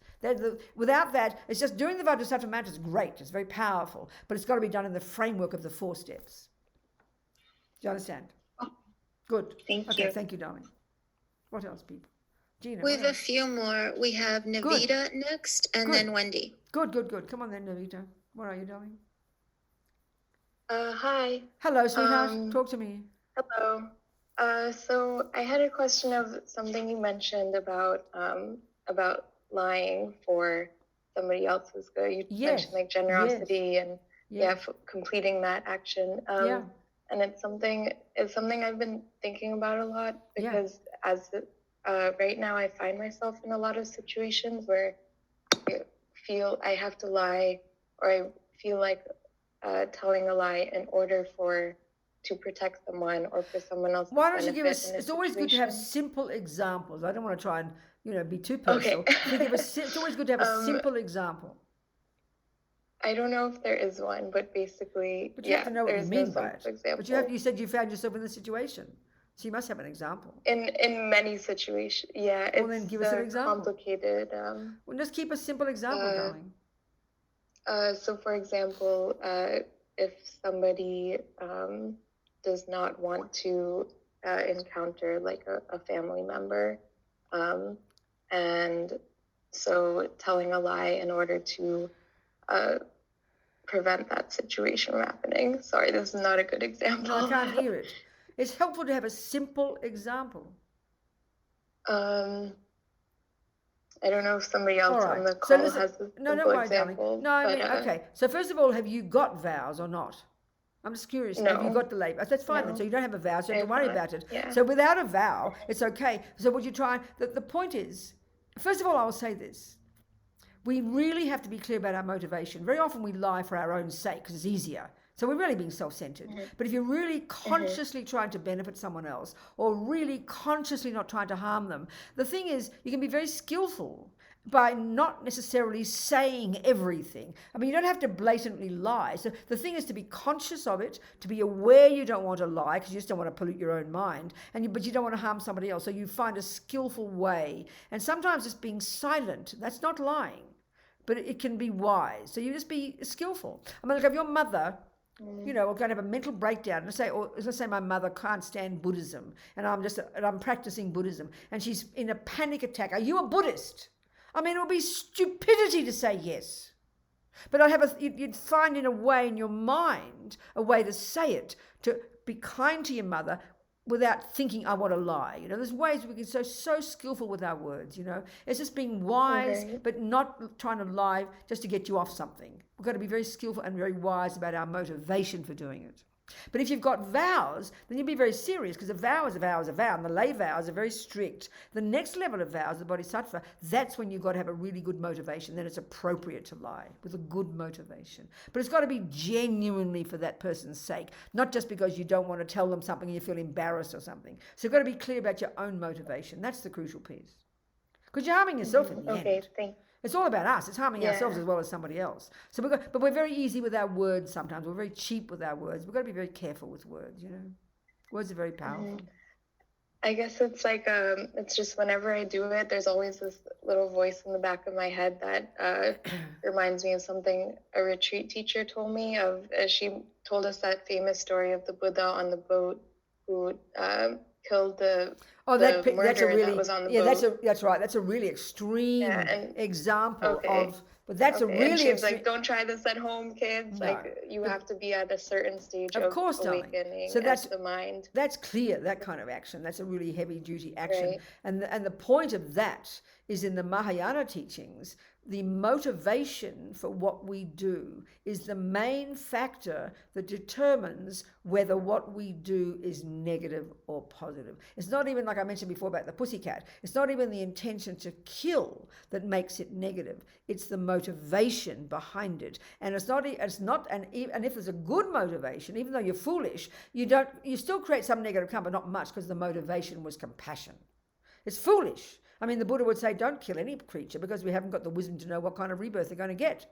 And often we put them in from a frying pan into the fire. So you've got to be wise. So the motivation for what we do is the most important. You understand, darling? Thank you. Thank you so much, Navita. Yeah. Who's next? Thank you. We have Wendy next, and then we have two more as a follow-up to Faye's question and Navita's question. Okay, fantastic. So go It's on. getting interesting. It is indeed. Yeah. Wendy, what's your question, darling? Hi, Robina. Hello, So- sweetheart. Happy to see you. Hi. So good to see you. Yes. I have a question. I have a friend who is making a film. The film has quite a bit of violence in it. There's quite a bit of sexual misconduct, but very, very dark. He grew up in poverty, and it's actually his life. And he's putting it in the film, and it's a really dark film, and he's asking me to collaborate with him on it. Okay. And I wonder about the darkness of the imagery in people's minds. Okay, so tell me about, I understand your point. I think what's the goal behind it? What's his motivation? What's the wish? What does he want people to get from this movie? That's the really crucial point, Wendy. What does he want people to learn from this movie? Oh, wow, that's a great I mean, question. you have to know his mind. Is he self-centered? Is he arrogant? Is he full of self-pity? Is he compassionate? Is he wise? Does he want to educate people? What's his goal? What's his purpose? He's all of it, though. That's what's so complex. He's all of it. And I think in the heart of it, I feel that he really wants to show what it's like to grow up in that kind of violence. But that's not virtuous. That's not virtuous at all. That's just indulgent. And I'm not trying to be rude now about your friend. I've got no idea where he's coming from. But I think that's very much the whole thing in our culture. We're addicted to believing that all our bad behavior and bad friends and bad family were why we suffer. No, that wouldn't be the Buddha's take on it at all. I mean, I think of one Tibetan monk I know whose father was totally abusive. He only loves his father. He only has compassion for his father. It's not like wanting to show all this violence. I would say it's just self-indulgent. I'm not trying to be horrible. He's not trying to teach people. To teach people that people have suffering and violence, you don't need a movie for that. The bloody world is like that. What's the learning from it? What are you supposed to get from this? Feel sorry for him? That's just bullshit. I'm sorry, I didn't mean to be swearing here. I'm trying to be nice. I would suggest that's just self-indulgent. Everybody has suffering. There's so many terrible suffering. But if there's a learning from it, if people grow out of that and become strong, that's marvelous. So I don't think that sounds like that at all. I think that there is one piece that is that at the end of it, that the last part of the film is that it shows his compassion for that kind of world and his mother within that world, who was a drug addict. Well, if there's compassion in it, that's different. If there is compassion, that's different. If he came out of that, I mean, I've heard many stories of other people who are full of hate their mother, hate their past world, hate, and want to go around killing, or people grow from it and learn to have compassion. If it really is that, then that's where you've got to be more clear about where he's coming from. That's going to be the basis of your decision, Wendy. Okay. And if you can influence him and help him, because it has to be a learning. I mean, a movie has to be educating people to walk out and feel there's some possibility and there's some hope. And I can learn from that and become a better person. If that's the movie, then it's worthwhile, I would say. You've got to really be clear what his motivation. That means you've got to know his own mind. You've got to know his mind. And you've got to know how you're going to help him. Yeah. Do you understand, darling? Yes, I do. Because, violence in its nature is not necessarily wrong, you know. Having violent dreams can be very beneficial, can be very powerful purification. It's got to be the way it's done, you know. Some movies are so gross you can see immediately. This is crass garbage. But it doesn't mean, it doesn't have to be, you know, it doesn't have to be necessarily negative if there's some learning in it. Yes. About human nature and about suffering. And it's based in compassion, not self-pity, not just kind of, you know, not self-pity, not blame. Do you understand? I do. Good. Thank you. That reminds me, this would be a very funny story. Kirti Sanchab Rinpoche, one of these amazing great yogis who's spent years in meditation, and he's passed away now. Wonderful Lama, one of Lama's Opus teachers, one of my Lamas too. And I remember he'd been spent years and years in retreat in Tibet, you know, in India. And then he was invited to the West. This is the early 90s. And so I heard about how people started showing him videos. So, you know, loving all the animal videos and got so excited. But I remember one time he'd seen one Rambo movie, right? So somebody came in with a Rambo movie, and he was so because I used to cook his soup every day, and he leapt off his chair and ran over to his bed, all ready for him and his attendant to watch Rambo. He was so excited, and he said it was a particular version of Rambo where he was retired, and then he came out of retirement, he was in Vietnam to help some Vietnamese monks or something. I'm trying to remember, So he said he is a good man. He fights to help his country. And if you look at it simply, without any artifice and without any bourgeois rubbish, he's exactly right. But look at us smarty nose, smarty pants, snobby people. Oh, Rambo. Oh dear. He was so happy to see it. So interesting, isn't it? He's a good man. He fights for his country, to save his country, he said. And that was exactly the point. He did. But the way we'd say it with our smarty pants, middle class bourgeois views. Oh, Rambo. It was wonderful.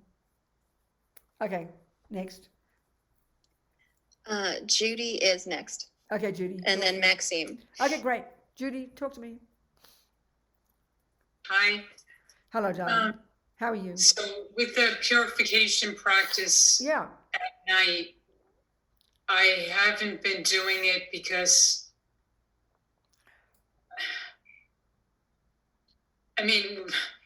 if I don't have a lot of engagement with people over the course of a day, there isn't a likelihood that I'm doing something that calls for purification. I know, darling, but Judy, if you have the view that you've lived in beginningless lifetimes, you've got a life of this life, then you've done countless actions. That's up to you to decide. If you don't like reincarnation, you don't think about it.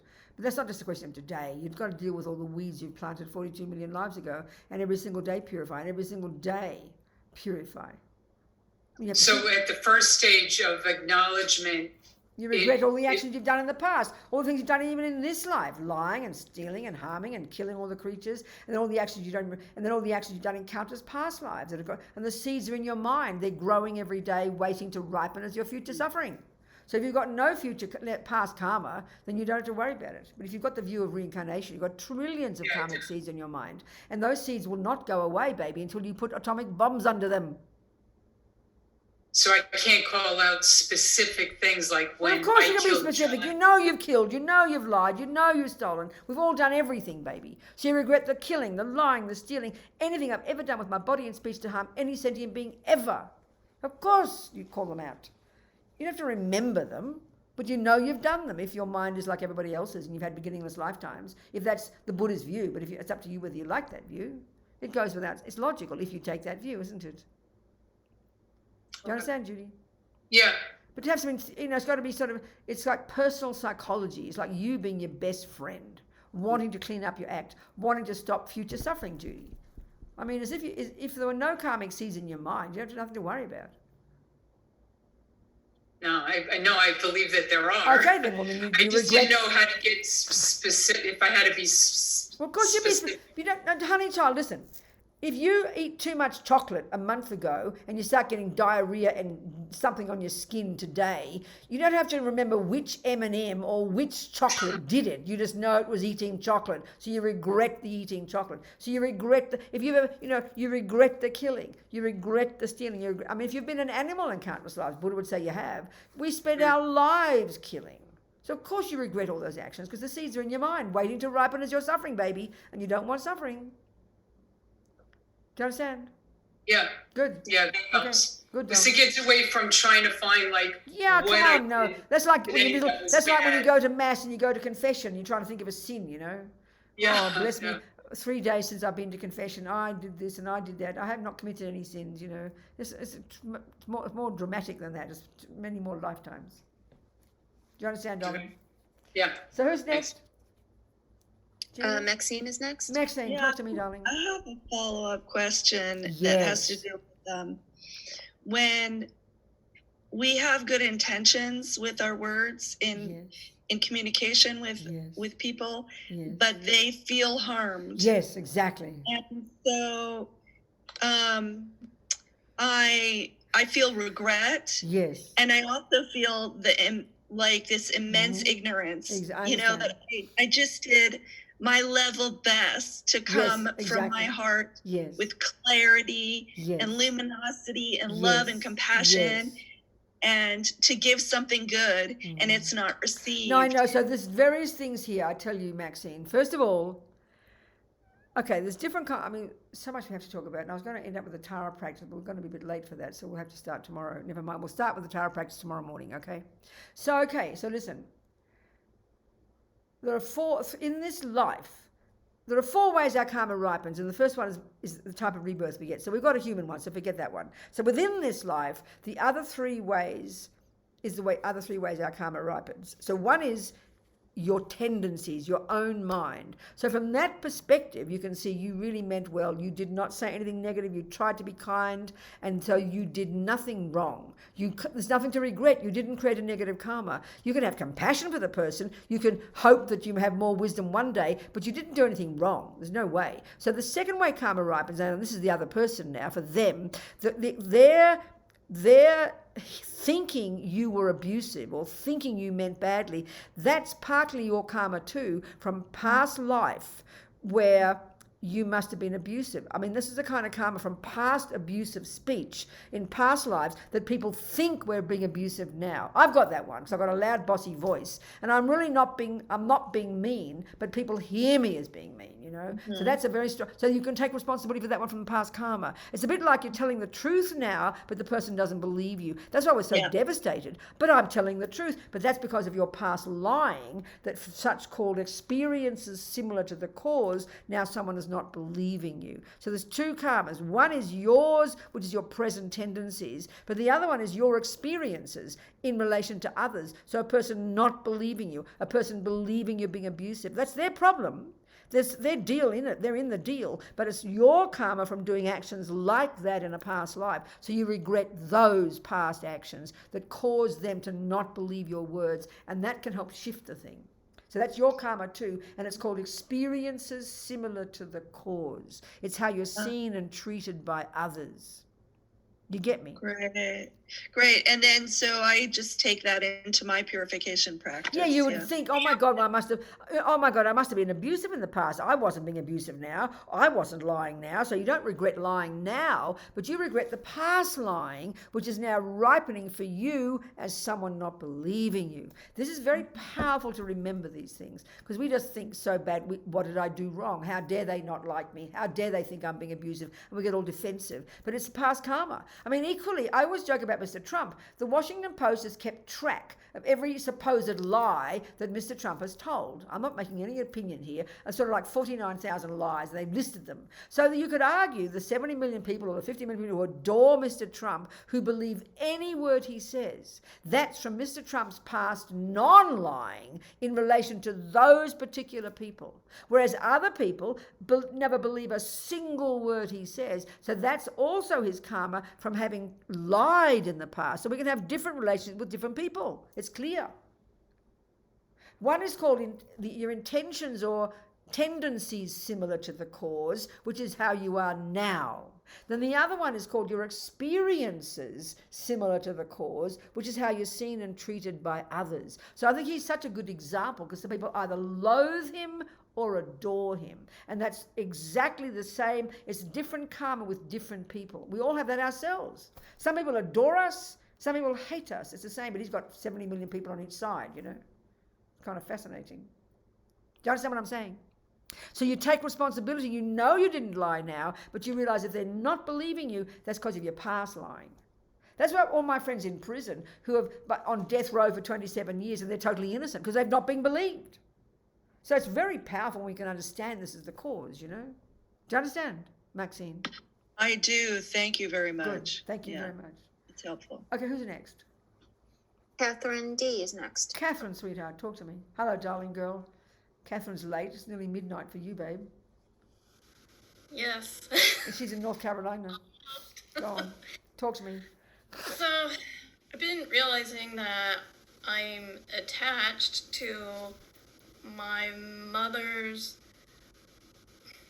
not having, in my opinion, enough compassion and living in this world of ignorance that, like Denise was referring to, you know, refusing to acknowledge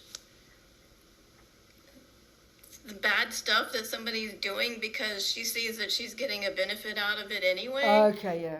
But what do you mean you're attached to it? What are you attached to? Well, because I want her so badly to change. open her eyes, Yeah, you know, okay. and it's. So you have discussions like this with her and she doesn't hear you? Yeah, now I can't really have any discussion with her at all anymore because I mean it's sad because that's the thing. It makes me sad because she's done so much for me. You know, I know she's got that loving side. Right, exactly. Me, but her target is very limited. You know, it's basically my sister and everybody else. She's like, well, whatever. She doesn't care. No, so Catherine, what this is all about, this is where compassion and wisdom don't come together. So it's clear you have compassion. You see your mother, you see how she's not being so sensible, you see how she's harming herself, and you have compassion and want her to learn and to change. But honey, it's evident she doesn't want to hear it. So then your attachment is getting frustrated and thwarted because she's not doing what your attachment wants. Your compassion means well, but your attachment is just what Catherine wants. So then we barge in and demand she do this and then get all upset when she doesn't do it. That's your attachment and your aversion. She's got her problem, honey, but yours is attachment to getting what you want and then anger and aversion and frustration when you don't get it. That's your practice. So that's where wisdom comes in. So you see your mother, you know she's got a problem, but you know she's not going to be open to your advice, so you love her for who she is. That's the point. It's just the same as physical health. You know your mum's obese and she's eating the shittiest food and you know you've got all the methods to help her be happy, but she doesn't want to listen. So there's no benefit in giving her lectures. It's exactly the same thing, and that's where wisdom comes in. You've got to be wise and patient and love her for who she is and don't go on about it. That's your practice, baby. And then one day she might, be open and then you can talk to her. That's our biggest problem. We mean well, but we make a mess because our attachment gets in the way because we think you are right. Even you are right, but it's still not enough to be right. It's not good enough. Being right doesn't help. So it's your attachment to getting what you want and your aversion and annoyance and anger when you don't. That's it, baby, and that's 99% of our problem every time.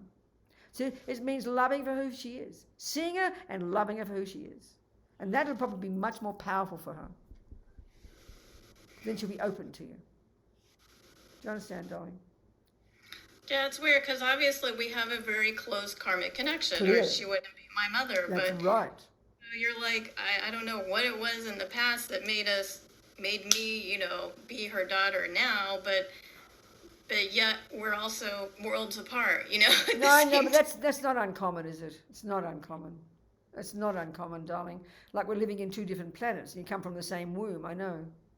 But that's where you got to be kind, And that's where also you got to, you see, if let's say I'm a Buddhist and my family are not, all 7 of my sisters couldn't care less about Buddhism, not interested. They never asked me questions. But if I was obsessed with trying to tell them about Buddhism all the time, all I would do is see the differences. But I never see the differences because we have so much common ground. So I leave the Buddhism there. They might even ask a question. I just ignore it because they don't want to know. I'm not interested. So we have so much in common. So you've got to find the way to see the common ground between your mother and you, not see the differences. That's up to you, baby. That's a really good analysis to do because there's so much in common, but you right now can't see it. Are you hearing what I'm saying, darling? Yeah. Okay. This is your practice, being humble and patient with your mummy. All right. Thank you. Good, darling. We all understand. I mean, we're all the same. Who else, Gina? That's all we had lined up, unless people need to. Why don't we just end up with a little mini Tara meditation, just to get us going with Tara. Just a little mini one, a taste of these type of meditation, okay? So we've done our 3 prerequisites a little bit. We looked at the 3 prerequisites, the 3 principal aspects of the path, the necessity to do the stages of practice to prepare us. So now let's just do a little practice, very short, 8 minutes, 7 minutes. It's just more than enough to do something to get a taste. So we just imagine this gorgeous image in front. We try to imagine that what she represents is all the qualities of an enlightened being, all the wisdom, all the compassion, but this particular aspect, she's like playing a role in a play and she's dressed up in this certain aspect. And the aspect is confidence, courage, optimism, success, action, cutting through the obstacles. They are the qualities that she represents. So if we buy into that meaning, we know we all badly need those qualities: courage, optimism, self-respect, self-confidence, and action energy. It's especially considered to be like female, quick, sharp action energy, cut through the obstacles, make things happen. So we think that she's like a mirror image of that energy. So then we just imagine her sitting in the sky in front on a multicolored lotus, about eye level. And most of us don't have good visualization, so don't worry, just imagine it, just imagine this energy is there, this enlightened energy, and it's a mirror image of our potential, our own potential. Think this way. So also, if we have a spiritual teacher, this makes it really personal, okay? It's like, I'll say this more on the weekend, but it's like, imagine if you draw a perfect drawing of a perfect tennis player. It's an idealized version of a tennis player. The perfect muscles, the perfect thing, everything perfect. But you've got to put a human face on it. You've got to put, if you love Federer, you put Federer's face on it, so it becomes your tennis player. The same here with Tara. So if you've got a spiritual teacher, a male or female, doesn't matter. You imagine it's their mind manifesting in this aspect solely for your benefit. She's manifesting as Green Tara to show you your potential. So you feel it's so personal then. This is your Green Tara. This is your Guru Tara, okay? For your benefit. So imagine she's totally made of light, radiant and beautiful, green light. She's got in the Bodhisattva style, this gorgeous multicolored kind of silken clothing on the lower part of her body. You see it in the pictures. But her upper part of her body, she's got this kind of shawl, but she's gorgeous. She's got this gorgeous breast. She's really naked, basically, this upper part of her body, but beautiful, totally divine. She's young and radiant and full of light and just beautifully beautiful, full of energy, full of enthusiasm, full of optimism and power to act and fearlessness.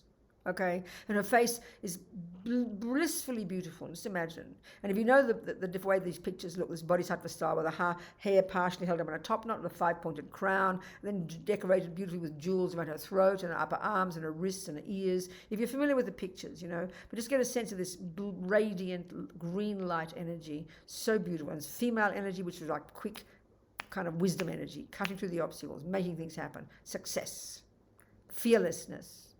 So she's sitting on a multicolored lotus, and her left leg is drawn in like she's meditating, but her right leg is relaxing, resting on another little multicolored lotus in this action pose, like she's ready to hop up to help sentient beings. And it's all made of light. And in her right hand, on her right knee, with her palm open, in this kind of gesture of openness, and she's holding the stem of a blue upala flower, like a blue lotus, that blooms at her right ear.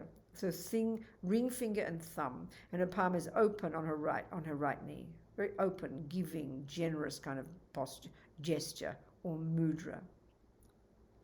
And then her left hand at her heart, and the fingers pointing up, and her thumb and ring finger hold the stem of another blue upala flower that's blooming at her left ear.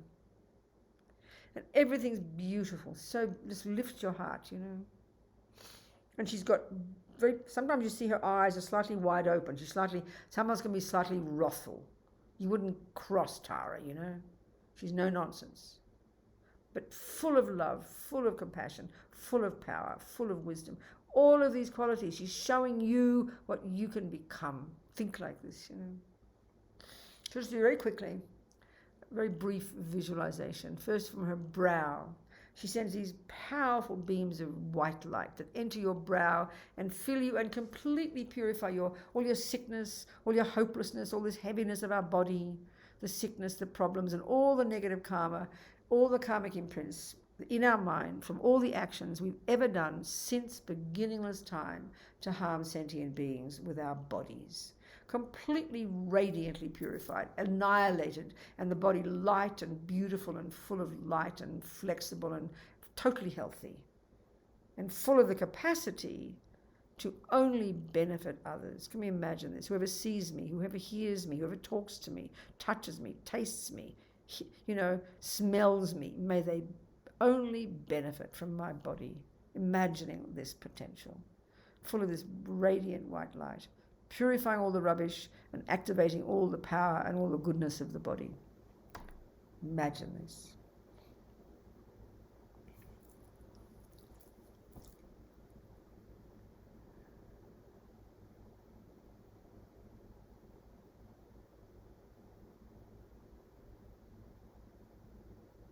And then Guru Tara so compassionately sends from her throat radiant laser beams of red light that penetrate our throat, instantly filling us, and this time first purifying all the ridiculousness of our speech, inability to say the right thing, people think we're saying the wrong thing, not believing our words, all the rubbish speech, all the gossiping and the rabbiting on about nothing and the harsh speech and all the bad-mouthing politicians behind their backs.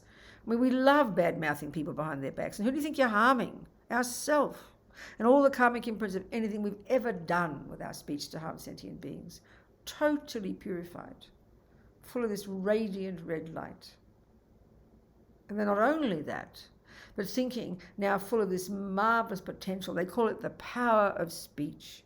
We know we can't survive without speech. People have to believe our words. We have to get things done. We have to go shopping. We have to say things to people. Can you imagine? We know what it's like if people don't believe or don't hear us.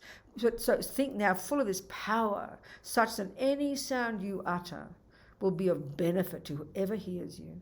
Your speech will have power. People will believe you. Your words will be effective. You'll be able to benefit others with your speech. Just imagine that. Full of this, purifying all the rubbish speech and full of all the marvelous potential of the power of speech.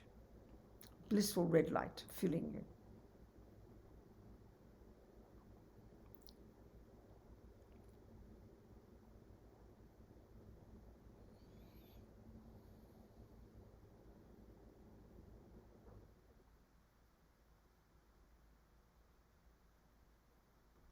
And then Lama Tara so compassionately sends from her heart chakra, in the center of her chest, this blue light, blue like the sky.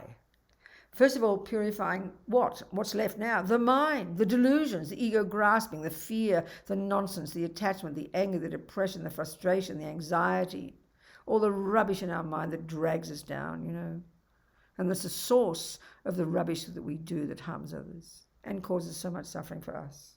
Instantly annihilated. Full of this blissful blue light. All the negativity gone like a dream. But not only that, full of the marvelous potential, all our own qualities, all there, fully developed, infinite wisdom, infinite compassion, infinite kindness, infinite empathy, infinite self-confidence, all of these qualities that are at the core of our being. For our benefit, and of course we know now perfectly how to help others. Full of this blissful blue light.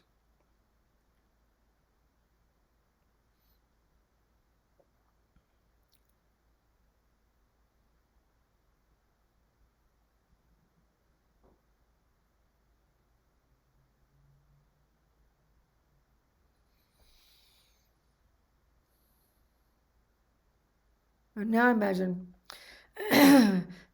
she just she comes, just imagine the lotus she's sitting on and the little multicolored lotus that her foot is resting on. They just dissolve into her body. Imagine this.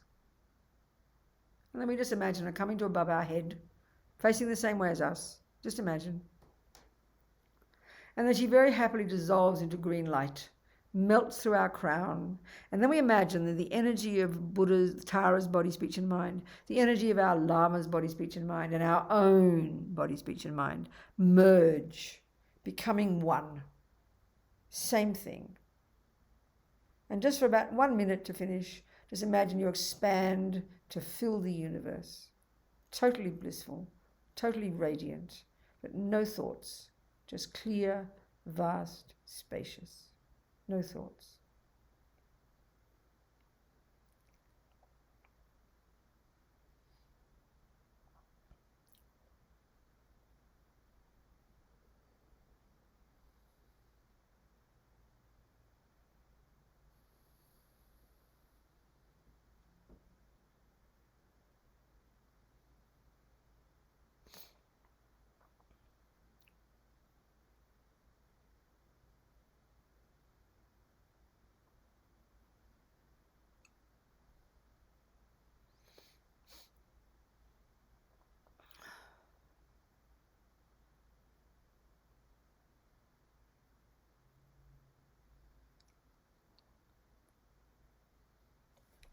And then we finish, just thinking how marvelous.